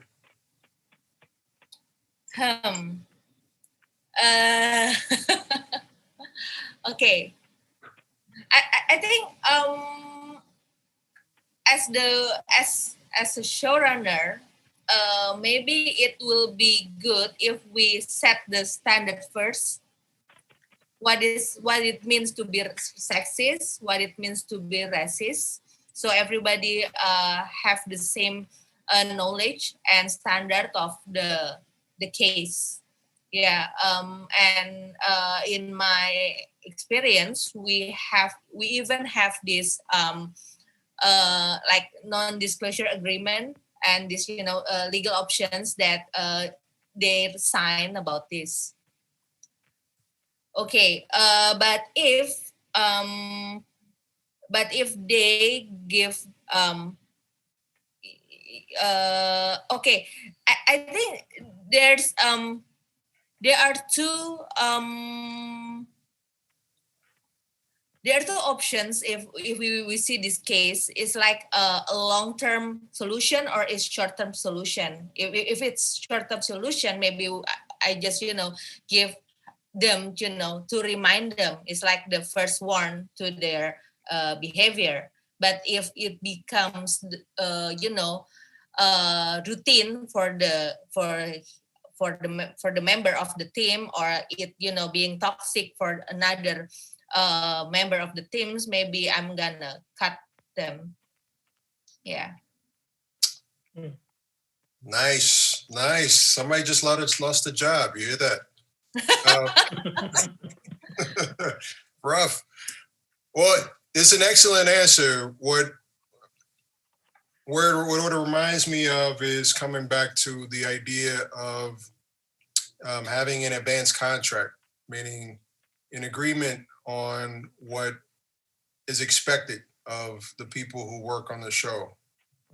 What is considered in bounds, what is considered out of bounds.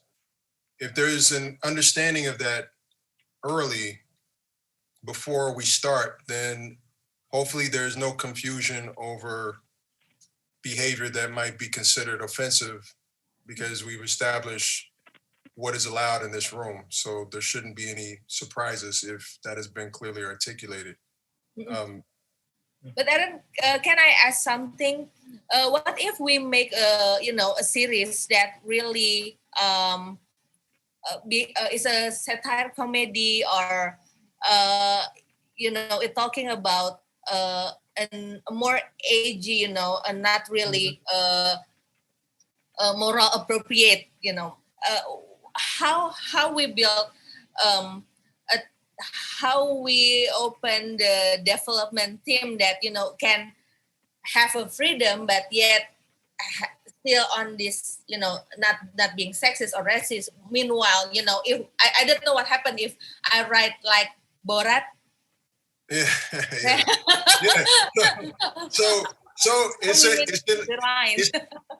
an excellent question, but it's the same thing because it simply determines it's a different parameter, right? If the tone of your show is edgier and you're looking to do humor or content that will be a little more mature, or graphic, then you still want to determine that, right, from the very beginning. This is the type of show we are. This is a show where we can tell,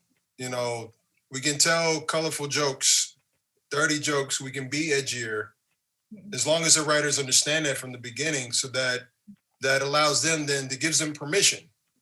If they want to do jokes about anything that might be considered edgy, they know they can do that here. It's okay. But then you also still probably want to determine, okay, if I'm doing an edgy show, is there anything that's out of bounds, or is everything allowed?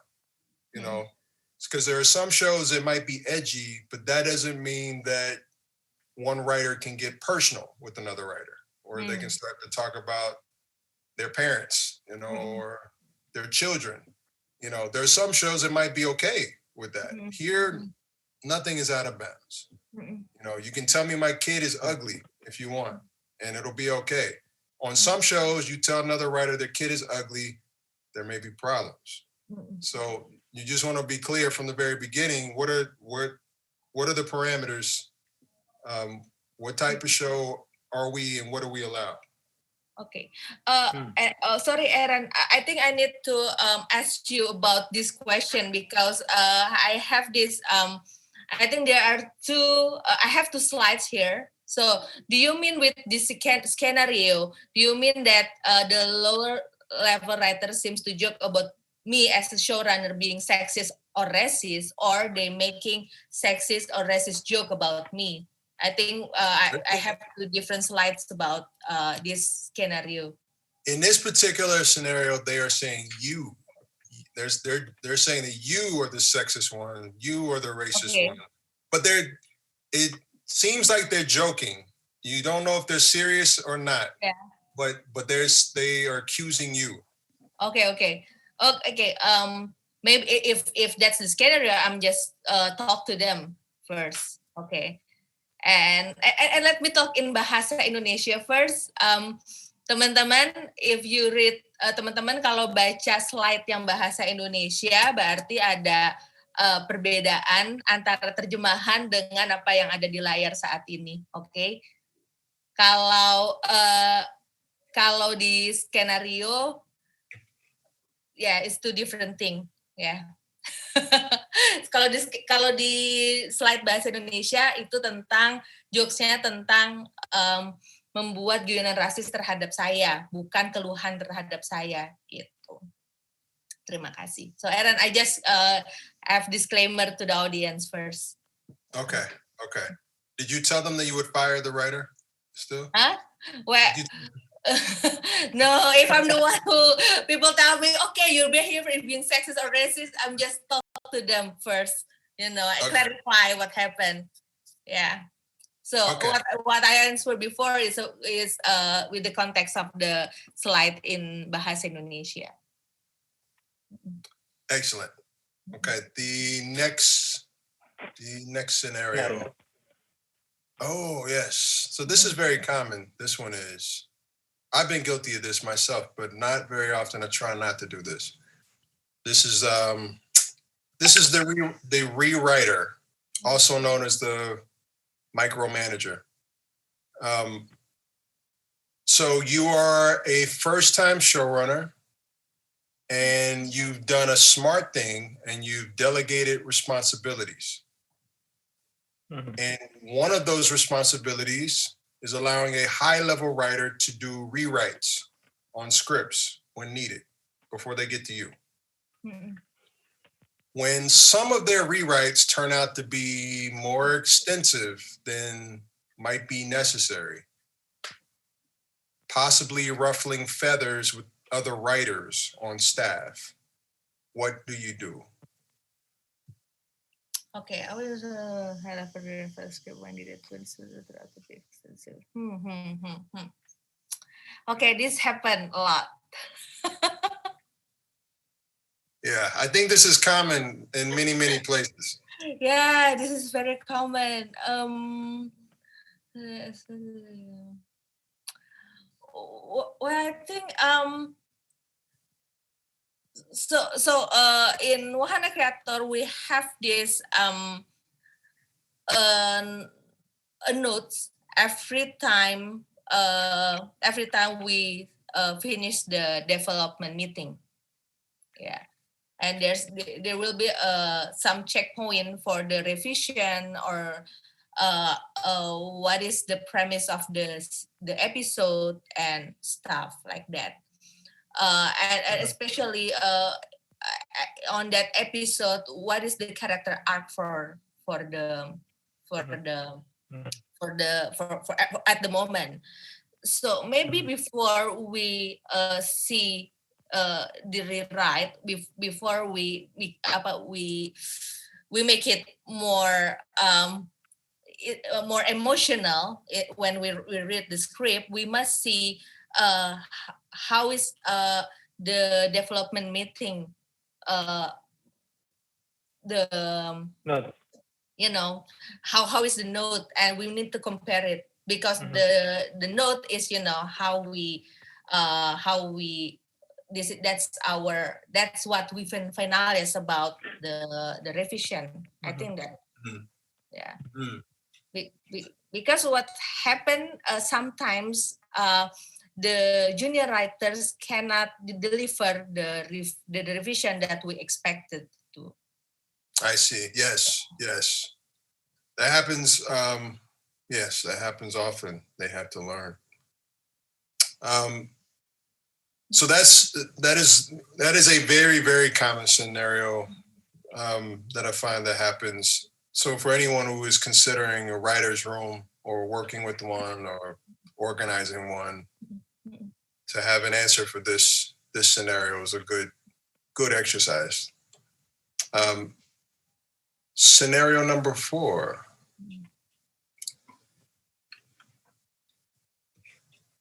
Okay. So this one has no title. It is just scenario number 4. You're a first-time showrunner. The studio or whoever's supplying the money encourages you to hire a strong number 2. And you decide to bring your friend on for emotional support. You bring in also an experienced producer as a consultant. And 2 weeks in, your friend is ruining the room and you are behind in schedule. What do you do? Okay. Is this happen to you?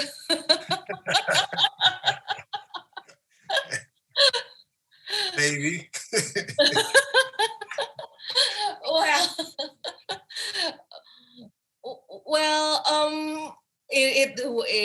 It was me, I think for me the most important is to deliver the quality of the show. Yeah. So and if you are a friend with him or her, you can talk to them, as a friend first, to talk that there are some certain expectation that you cannot deliver for this show. And there always be, I think there always be some position to people to learn. Maybe if we level down the expectation, maybe she or him can be she or he can be be more deliver, and we can see the potential of them, the right man on the right place. That's the most important. Yeah.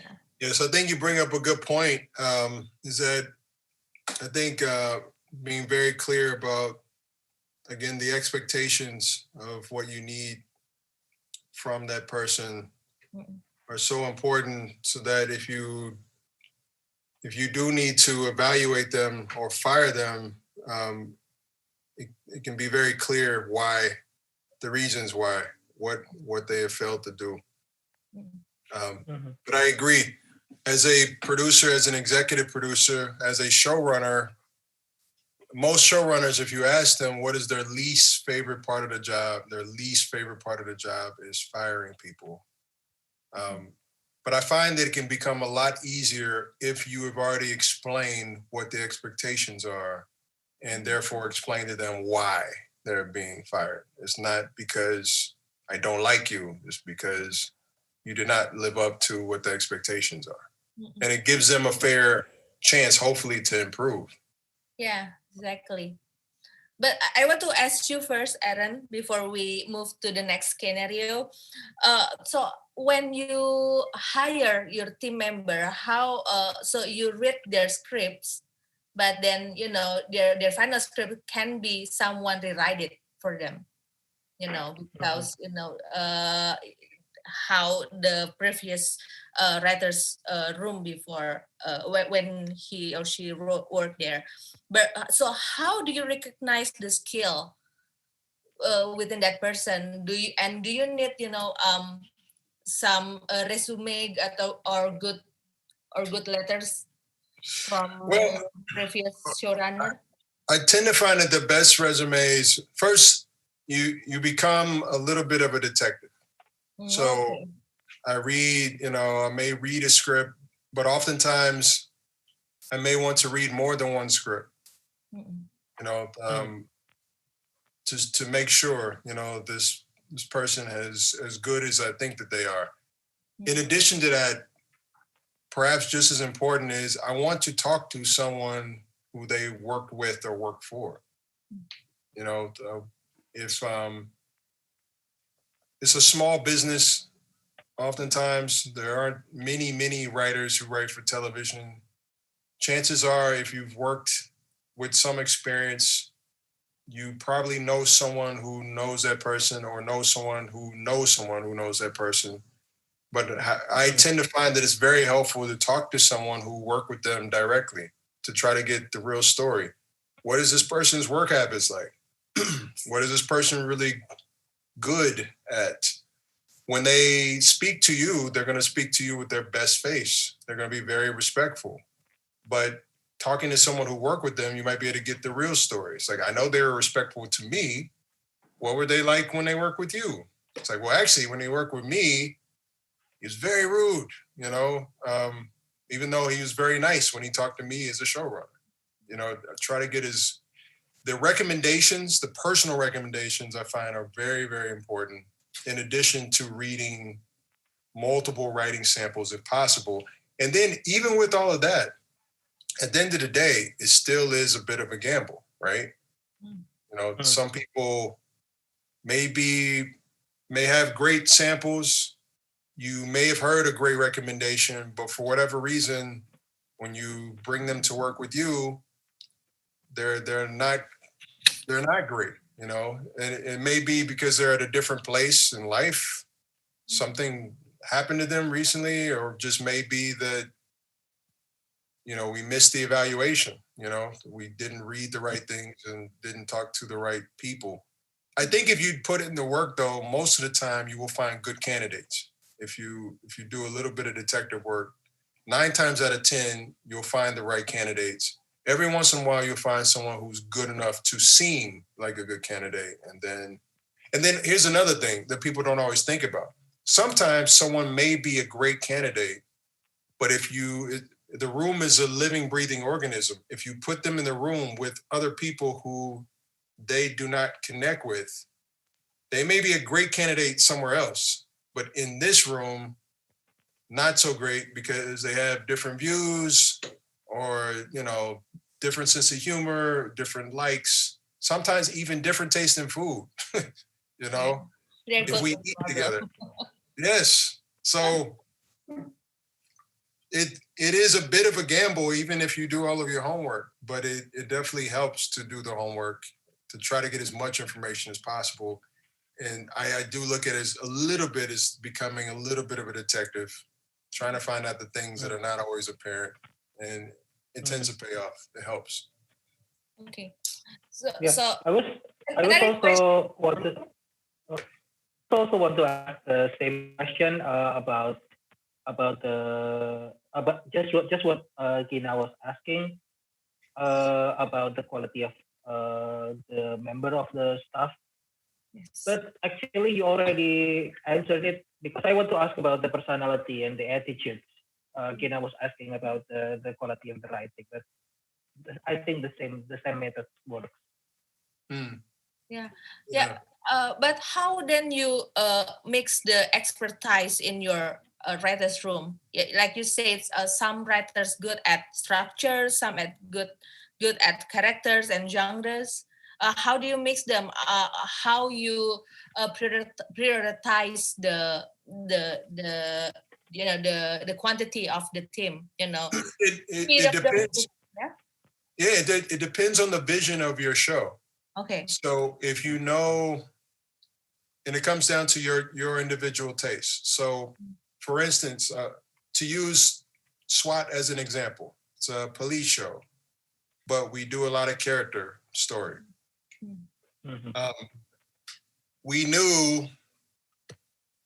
I knew even when we were putting our writing staff together that because it is a police show with character, we have 12 writers. We know that we're going to need a good number of writers who know how to write action. So of those 12, we need at least 3 to 4 writers who know how to do action really well, so that even if some writers are not in the room, some writers are off to write or to produce, we'll always have at least one writer in the room based on the numbers who knows how to do action really, really well. Okay. Right? And then our show is not just about action, it's also about family and about character. So we need other writers who are good with character, who know how to write good scenes between mothers and daughters and fathers and sons and families, and sometimes victims who have lost things, And the same thing, out of 12 writers, we might need another 4 that we know for sure are good at character. Okay. And then that's already 8. Of the last 4, we may need writers who are a mix.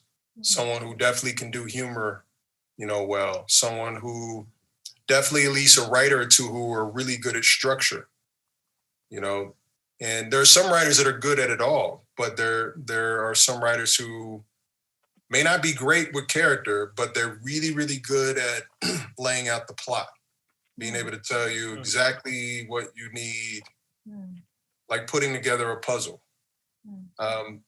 And they can be helpful. But when putting together the numbers, what's helpful is to think about how many people will be in the room and making sure that you have all the elements you need at all times in the room. So we knew that we're not going to always have all 12 writers in the room. Sometimes we will lose writers to other responsibilities. So we wanted enough writers with different skill sets so that even if we only have 4 writers in the room, one of them will probably be good at action. One of them will probably be good at character. One of them will probably be good with structure. Another one will probably be good at, perhaps a little bit of everything. And so no matter how small or how big the group is at any given time, we have what we need. Does that answer your question? Yes. Thank you. How about the senior and junior writer? Do you have a preference? How many of them in each team? Well, some of it is determined by money, how much money we have to pay them. Senior writers can be very expensive. So junior writers often get an opportunity because they're cheap. But then junior writers oftentimes, as you stated, may require more work, because if they require more rewriting, then that means more work for us. So again, depending on the show, we look to balance it out. Is how much time do we have to write the scripts? and how good do we need the scripts to come in right away. If we have time, it may be okay to have a lot of young writers. We have time, we can rewrite them. If we don't have a lot of time, then it may be better to spend the money on fewer, more experienced writers so that we can make sure that the scripts come in ready, so that we don't have to spend a lot of time rewriting. Okay. Sorry to any young writers out there. That's what that is. But did you rewrite on production, on the set, or every rewrite happened before the production? Ooh, that's a good question. For SWAT, we are unusual because we're very responsible. We tend to have our scripts ready early and have our rewrites done early, but well before, oftentimes months before we shoot, which is unusual for a major studio show. The number one rule for a showrunner, which I did not talk about, the number one rule that will eliminate so many headaches is to have good scripts ready on time. That will take care of so many different problems. And unfortunately, so many showrunners break that rule, where oftentimes rewrites will happen during prep, on set, sometimes even when they're editing.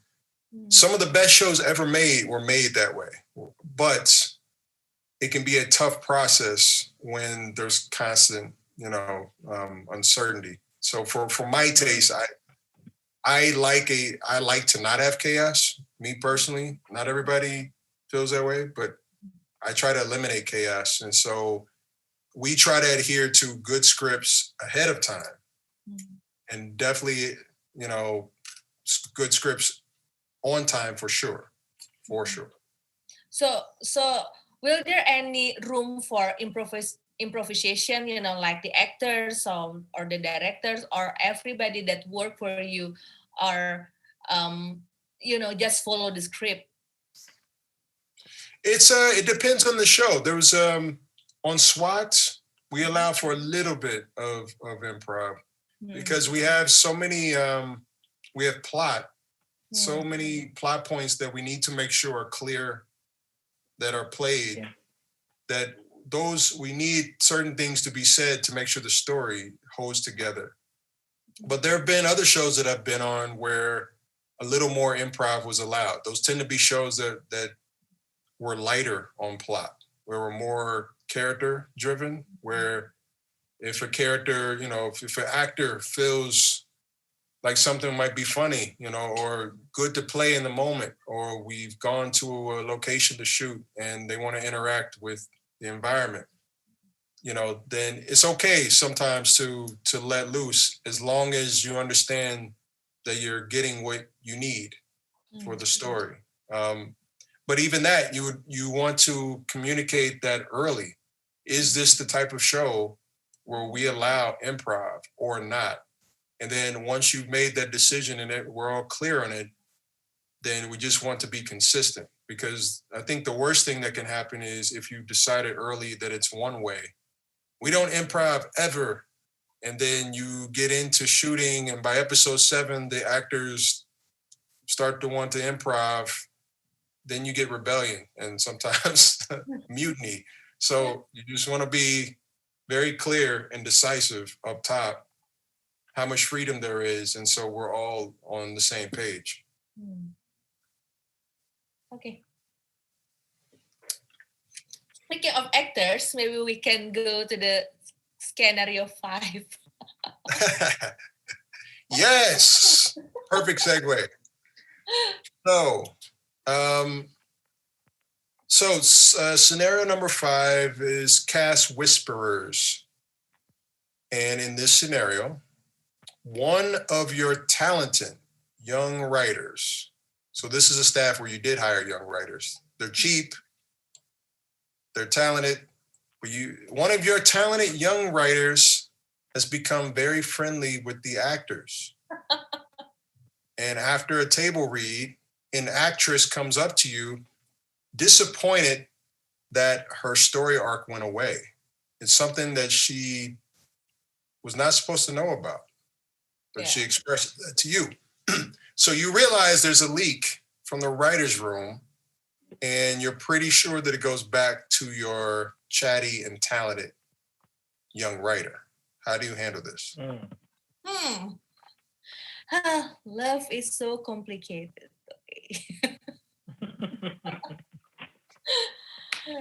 Yeah.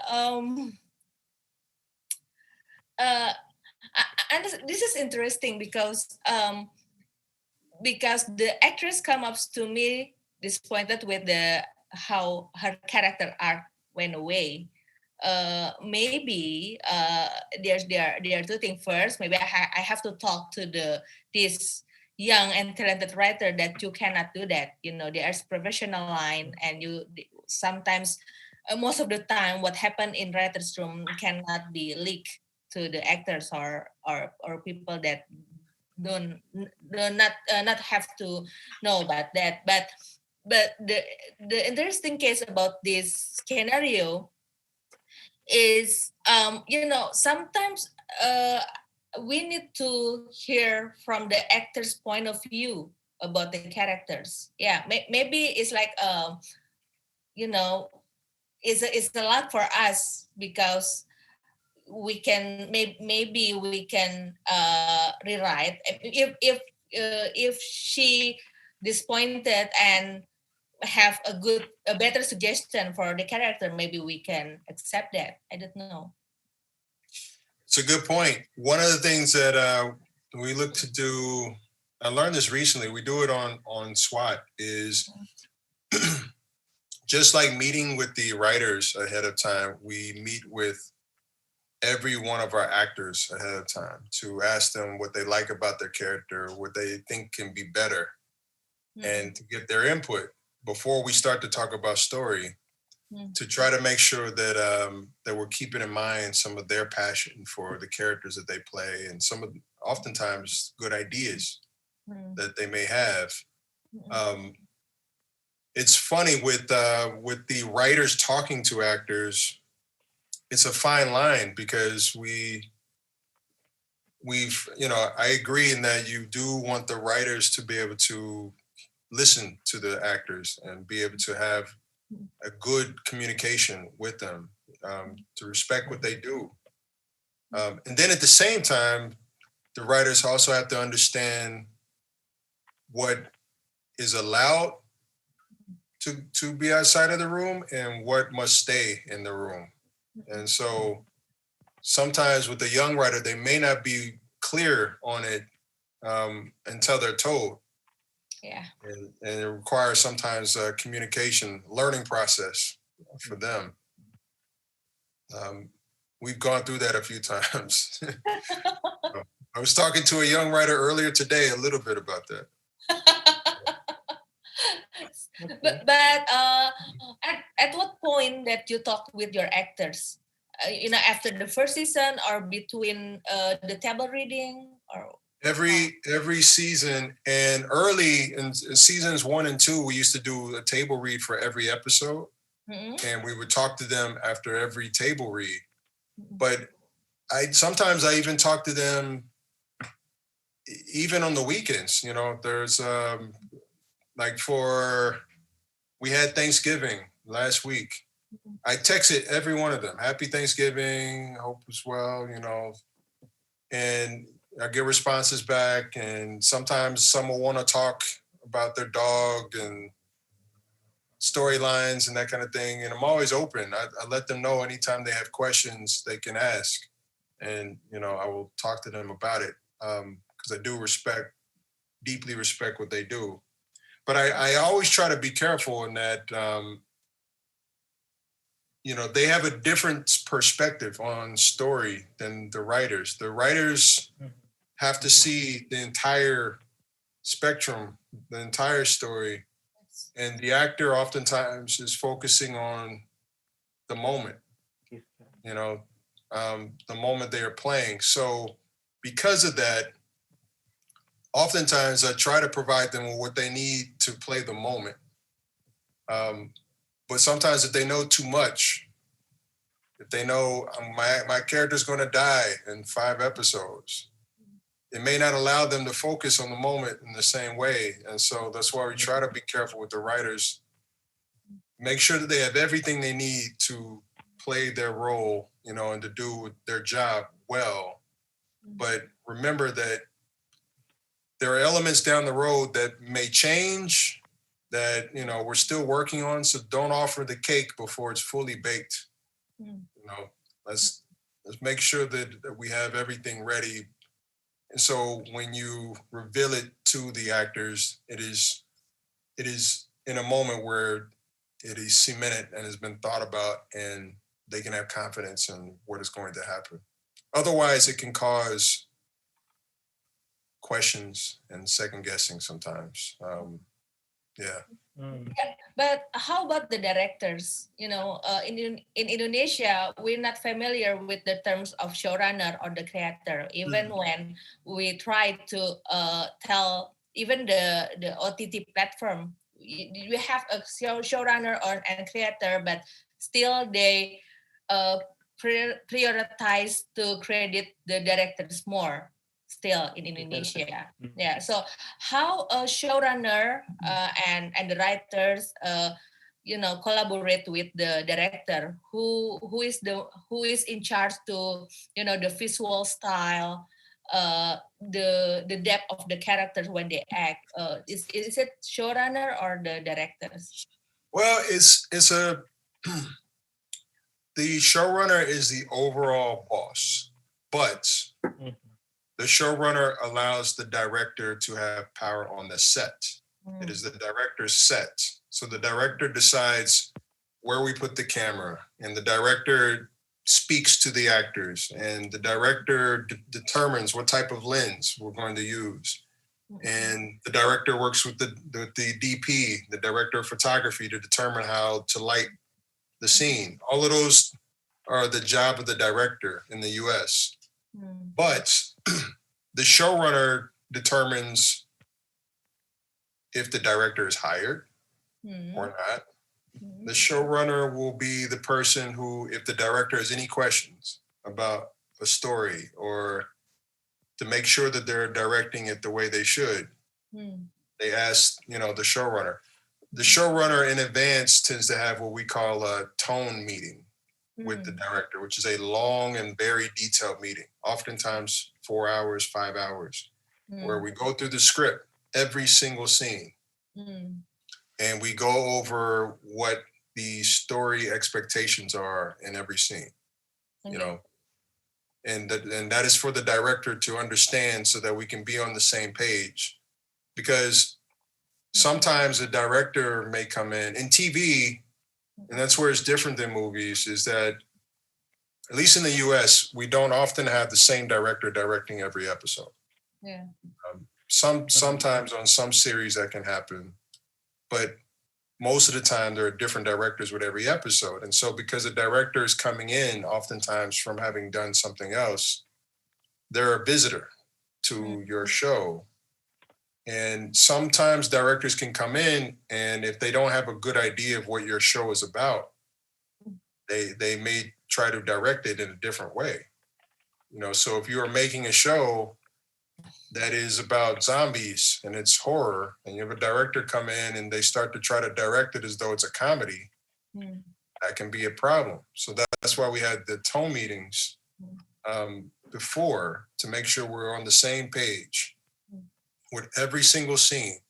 And it can be helpful for a director if they're coming in as a visitor, because they can then also understand from you, you know, when you speak to these actors, this actor, understand that this actor is very sensitive, so be careful when you speak to this actor. Or this actor really, really loves good, strong direction, so make sure you're very clear with this, you know, actor. Or you know, our show is very big on style and cool shots, so let's make sure that we get great atmosphere and make sure that, you know, you're shooting it very creatively with you know, interesting lighting. these are all generalities, but these are things that we go over with the directors ahead of time. And again, that's only because really, oftentimes with multiple episodes and different directors coming in, the showrunner is the only element that is there for every episode. So that's why the showrunner, the writer, is in charge, is because they see the entire vision. And oftentimes with directors in TV, they're just coming in for the one episode and then going to do something else. So is it important for a showrunner to have directing skills?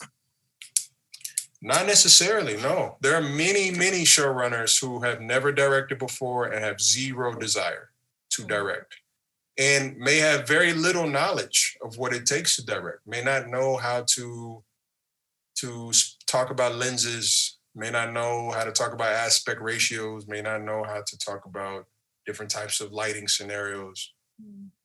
Many, many showrunners do not have that knowledge. What a showrunner simply needs is the knowledge of the storytelling process. What is your vision? How do you want this scene to feel? What do you want to convey in this episode? You need to be able to very clearly articulate that and then trust your director to direct it. There are other showrunners who do like to direct. And sometimes there can be clashes with the director if that showrunner likes to micromanage. Hopefully not. But it does not, oftentimes for a showrunner, they're in charge of the creative decisions. So that does not mean that you are the one who has to direct. You're also not the one who has to edit. You're simply the one who has to be able to effectively convey what you expect out of a director and what you expect out of an editor. And then you hire the right people and you trust them to do a great job for you.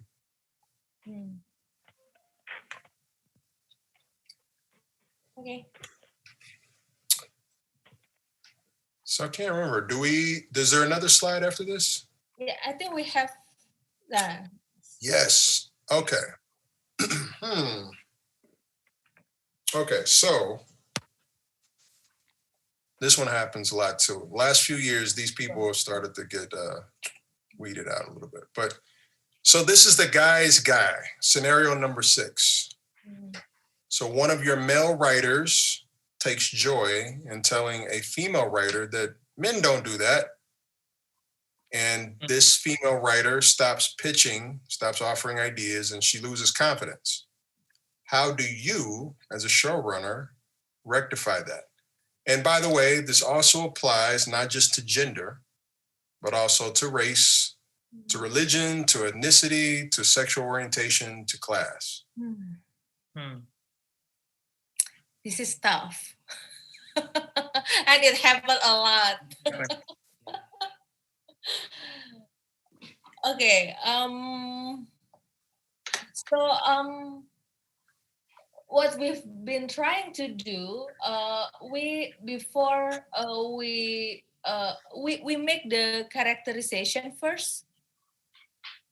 So then we have this form as what is this character, how the characters talk, think, and how he or she background, his or her background influence the action when they have the problem. So we have this form, and then when we discuss about that, hopefully we can stay out from this the man don't do that or woman don't do that, things like that. So we prepare the characterization, the research for the characters and the arc, and how the story work rules and stuff before we enter to the pitching. Okay. So you handle that ahead of time. Yeah. Okay. Hopefully. But how you do that? You only do the best you can, right? And it's difficult sometimes until you see them, people interact with each other, and then you learn. We had a writer who we did not know had certain elements of his personality that were problematic, and we worked with him for 3 years. And then we were fortunate because he left the show right before he had a very public mistake that he made. We were fortunate because it didn't happen when he was on our show, but it happened afterwards. But we didn't know that he would. We considered him to be a nice guy when he worked with us. So sometimes it's hard to tell. You try to do your best, and then ahead of time to try to evaluate. And even then, Yeah, even you prepare so we don't have to deal with this kind of dynamics. Yeah, I think I think that's the risk of when you work in team. Yes, Yeah. yes, that's the double-edged sword. But I do think what I found is 9 times out of 10, if you do your homework, you will find good people. Yeah. And they will be good for you. Yeah. So it's rare where there's a bad choice. If you've done your homework ahead of time, I think it's rare where a person can turn out to be bad. But every once in a while it can happen. Okay, but do you make, as the showrunner or the creator, do you make the characterization first, or you make it on the writer's room? Both. I make the initial character description, background, biography, but I like for the writers to be able to bring their experiences to help to flesh out the characters. So their entire background may not be determined. We try to leave it a little bit open so that we have places we can go that might be surprising. So it's sometimes it's on purpose to leave it open so that we can find out new things that maybe I didn't think about for our characters. For some writers can find it a little frustrating because they want to know everything about the character. They want you to tell them.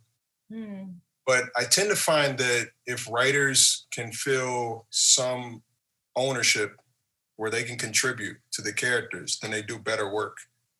Instead of just being told what to do, they feel like, they've been able to add certain details and point to those stories and that character with pride because that's part of them. A lot of times they will do better work, I think. I think I received a notice. Do we have?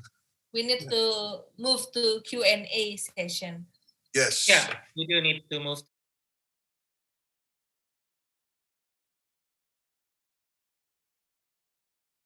That's great. Awesome answers. Yeah. So we already have questions from the audience. I think I'm gonna just read it.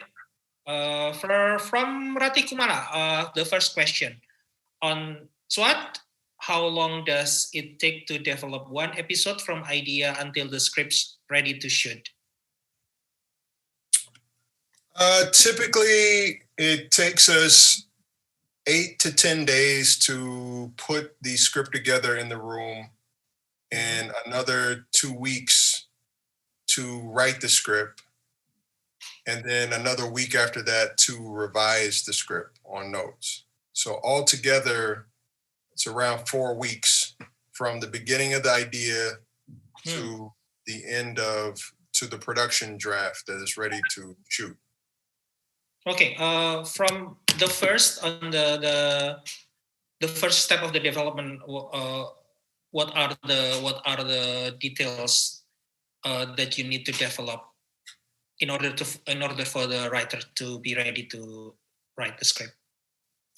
Well, the writer has to understand. It's helpful for them to understand which script they're going to write, which order, which number they're going to write, and therefore where that falls in the season, the story that we're telling. If episode 6 is the episode where a main character dies, then it's helpful for the writer to know I'm going to be writing that episode so that they can come up with ideas. But then in addition to that, I find that it's helpful for the writers to have ideas that they're excited about writing even ahead of time. What are things you've always wanted to write about? What are things from, some people get inspiration from books or movies. Some people get inspiration from their own life. You know, I often keep a notebook similar to this, where I might write down ideas that even if I don't have a place to use the ideas, I'll just write them there because I always want to, you know, write a scene about a young girl and talking to her dog about her father. I don't know where that scene will go, but I know that I have it in that book, and maybe 2 years from now, maybe I'll find the right story to put that scene. So hopefully the writers who are thinking about things that they like to write about, scenes, stories, characters. And so when you are putting your stories together, that's where they can start to pull out some of these ideas and hopefully help to flesh out your world. Okay, thank you. Second question from Agung Aritanto. In a writer's room, there will be a couple of writers. And what are the job description of each writers, and how do they being credited in the script? It's a great question. So I describe the United States writers' rooms like a military.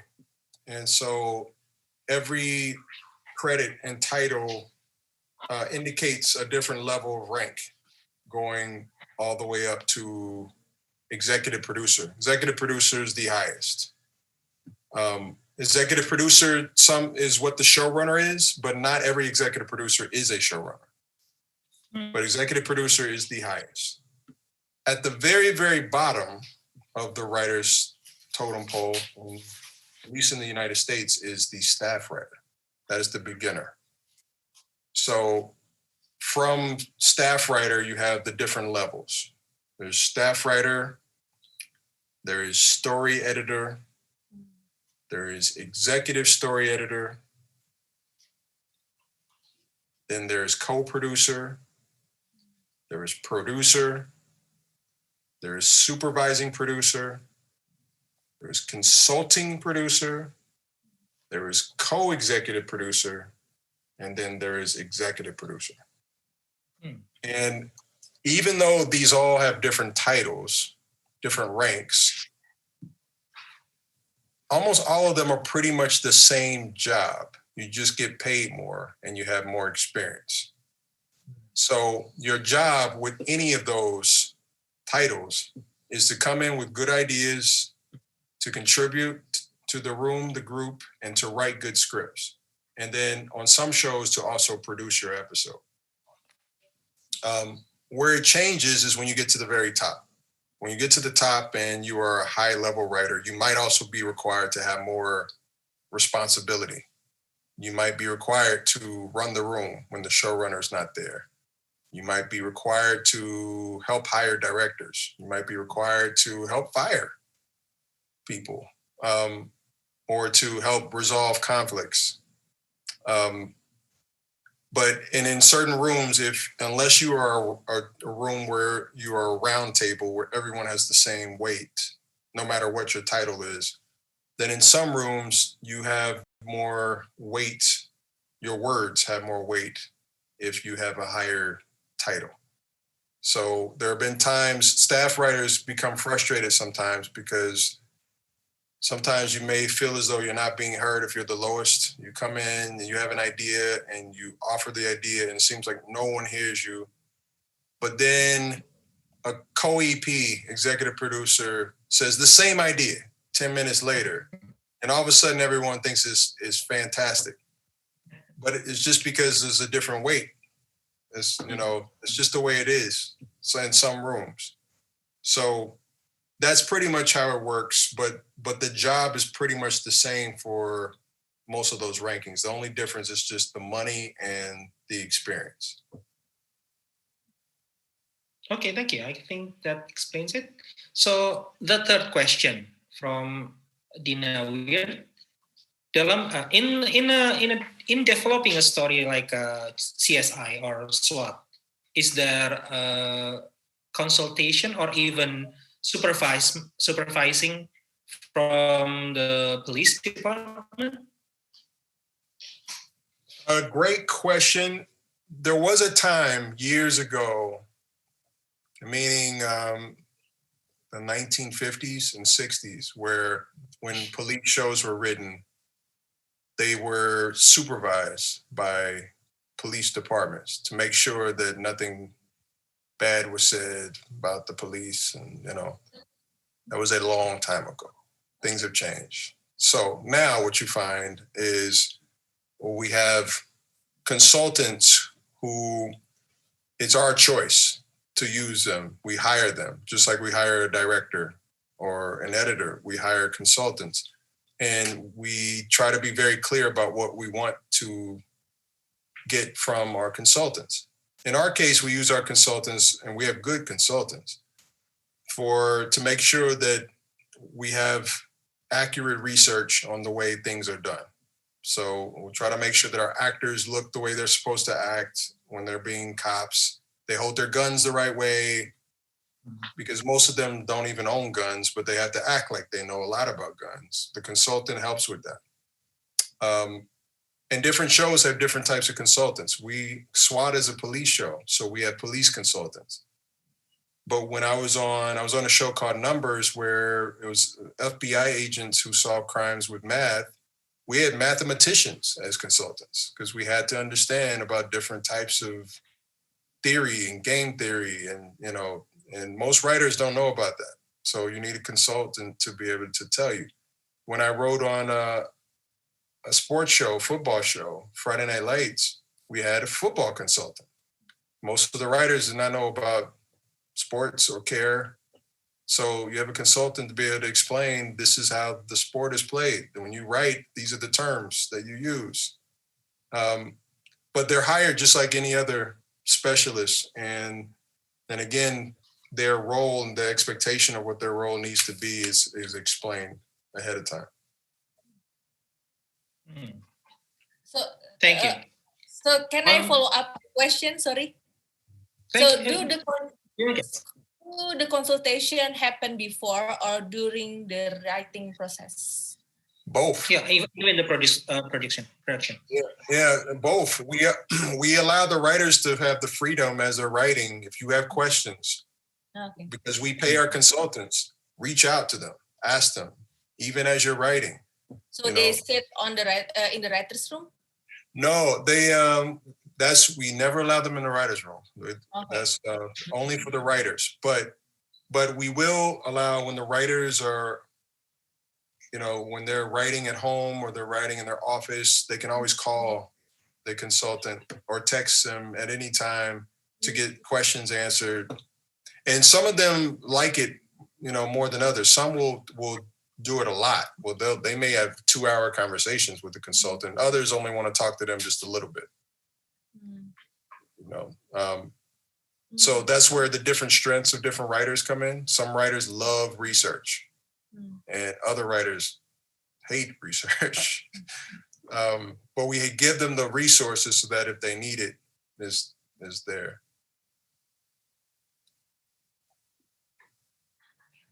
Okay. Gina?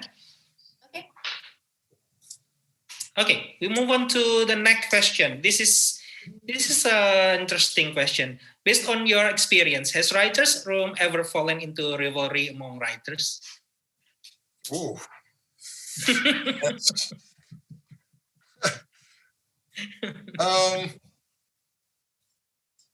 I've nearly seen writers get into a fist fight on a few occasions. Yeah. And a few of those have been a woman wanting to fight a man. So I've seen, it depends on the room. That was a room that was built on chaos. That room, every day was chaos. And that was the tone of that room.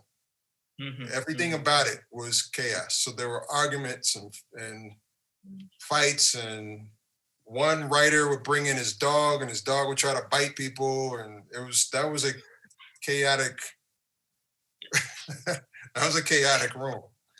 And was that planned that way? Because you said it was tone. Is that really the plan for from the showrunner? If you asked the showrunner, he would probably say no. But if you look at his life, you're saying no. That's who he is. Okay. Everywhere he goes, the chaos must follow. It must be created. And even if it was not present, even if you were on an island somewhere and there's nothing else around but coconut trees, he must create chaos. That's the way he functions. So these are things that you start to understand when you're around people, and it influences the entire operation. So in that case, we learned after seeing over and over again, said, no, I think that's the way he functions, is that he must have, if it's not there, he must create it. But yes, there are rivalries that happen. I tend to find that sometimes you can get good work out of that, by the way. Some of the best shows and the best TV ever made was made out of chaos. But for me personally, I find that the quality of life is higher if I have less chaos. So I try to diminish chaos. I don't like it, but some people love it. Okay, that's interesting.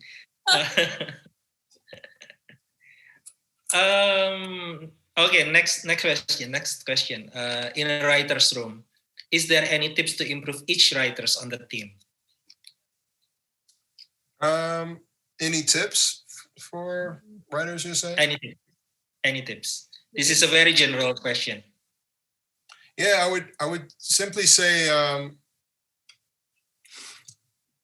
just make sure you're excited about what you're doing, because it is a difficult job. It is a fun job, but it's a difficult job.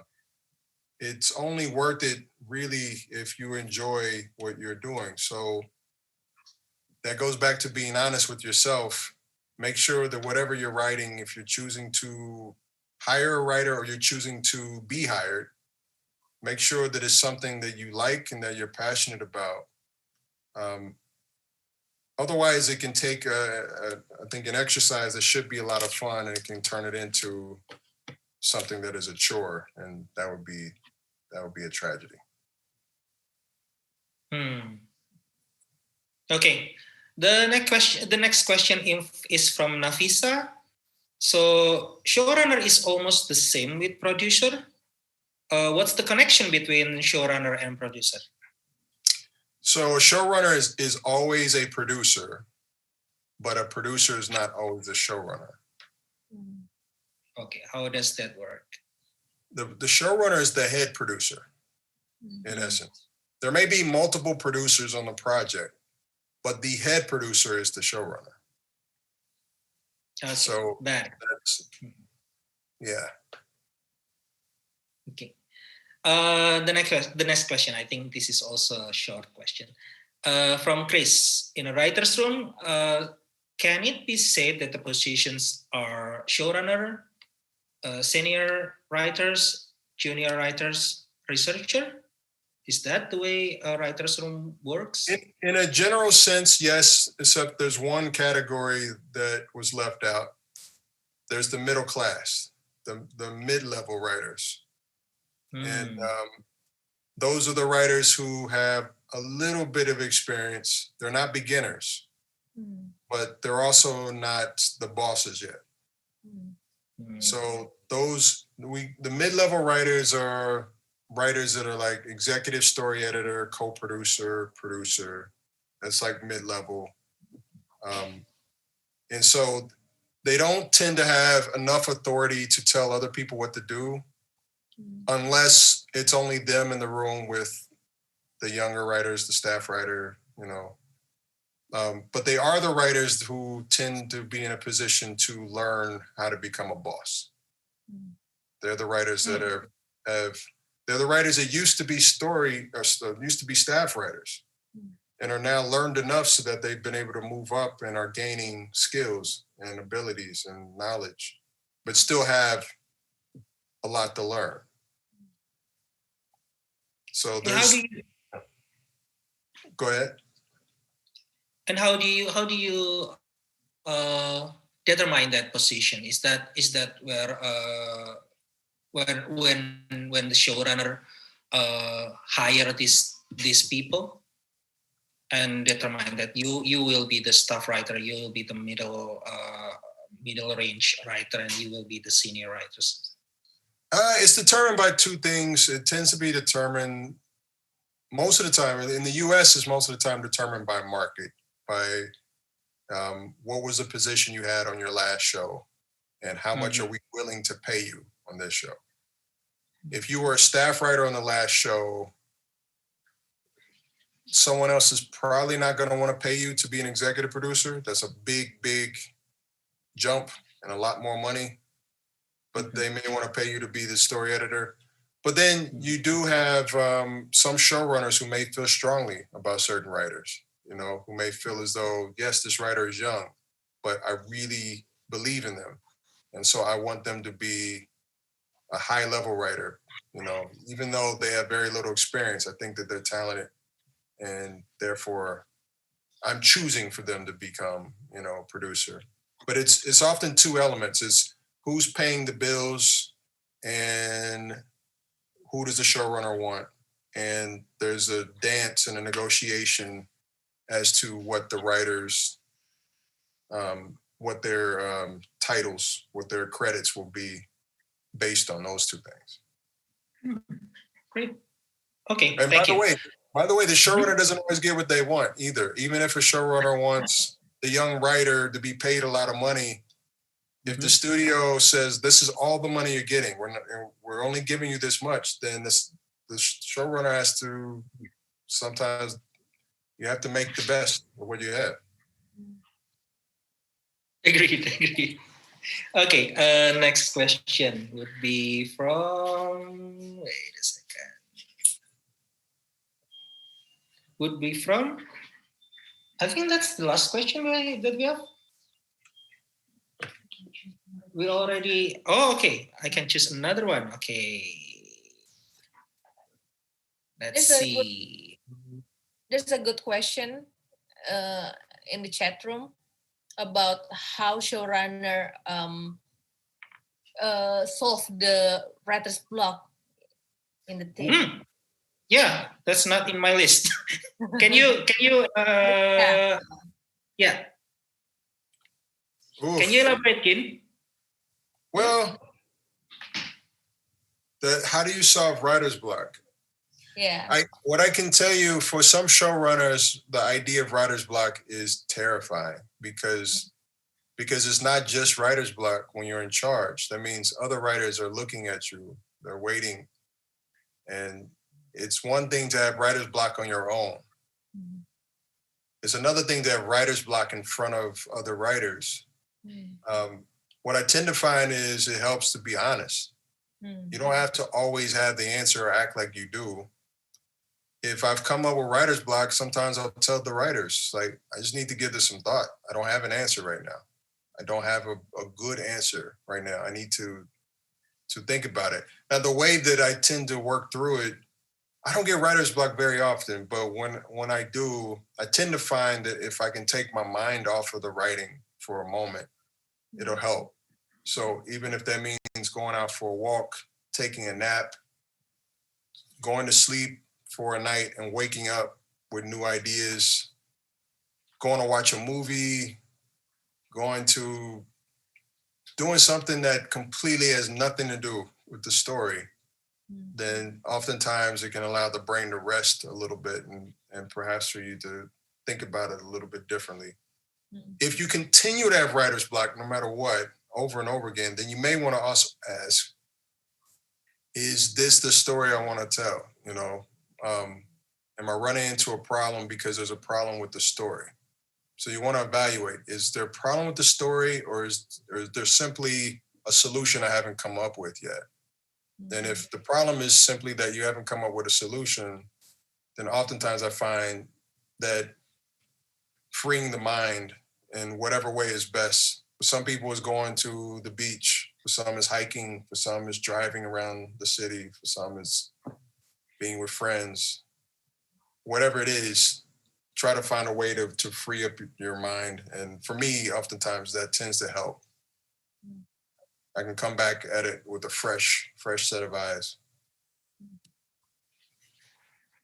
Okay. Next question. From Henry Kurspria. Plot arc versus character arc, which should come first, and should it be consistent? The answer to the first question is it depends on the tone of the show. I tend to find that most people, when they watch TV, in my opinion, tend to really be clued in by character. I think occasionally, if you have a show that's really, really great with mystery, you maybe tune into plot more than character in order to answer the question, to get to the heart of the mystery.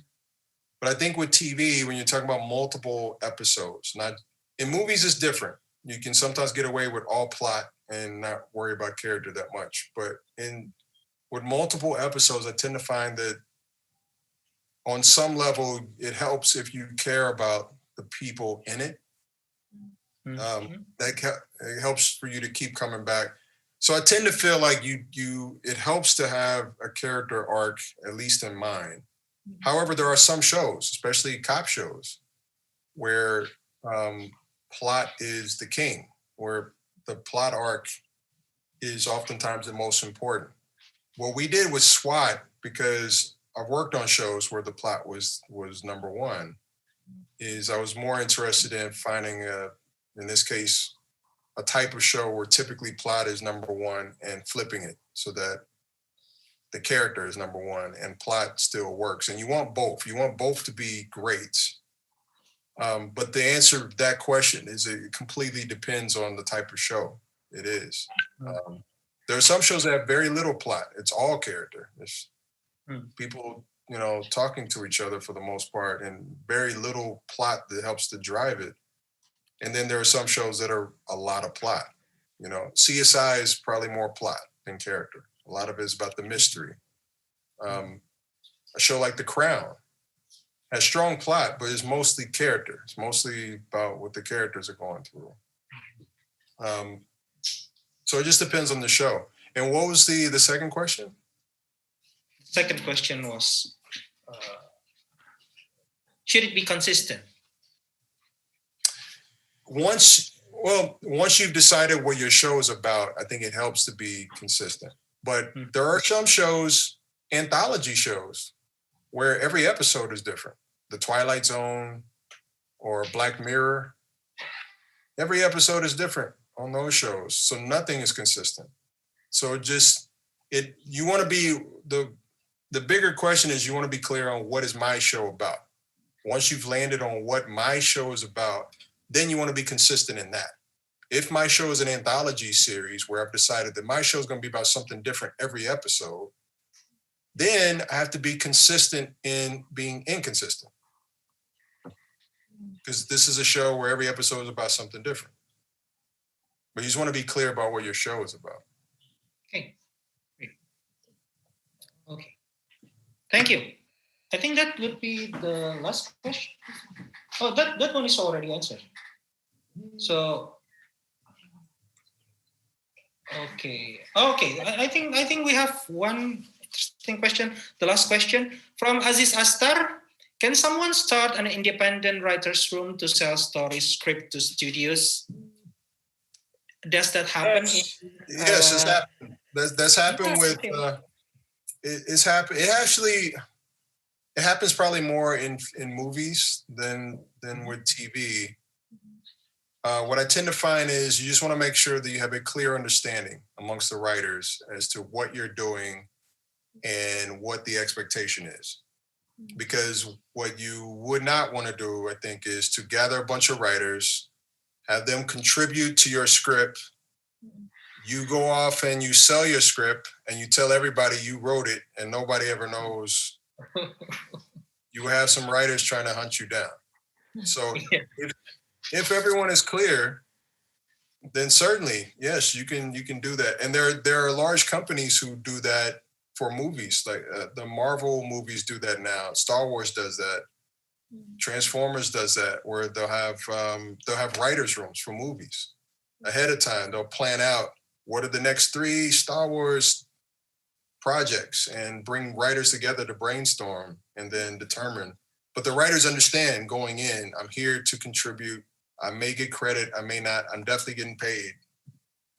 And they already know coming in what the expectation is. They don't get blindsided later. Maybe I want to add it to answer the question. Wahana Creator was built from independent writers' room. Yeah, we have Wahana Penulis first before we built Wahana Creator. So if you guys want to make independent writers' room, just do that. Yeah, so we write a few series first, and then we move to a writers' room for the movie.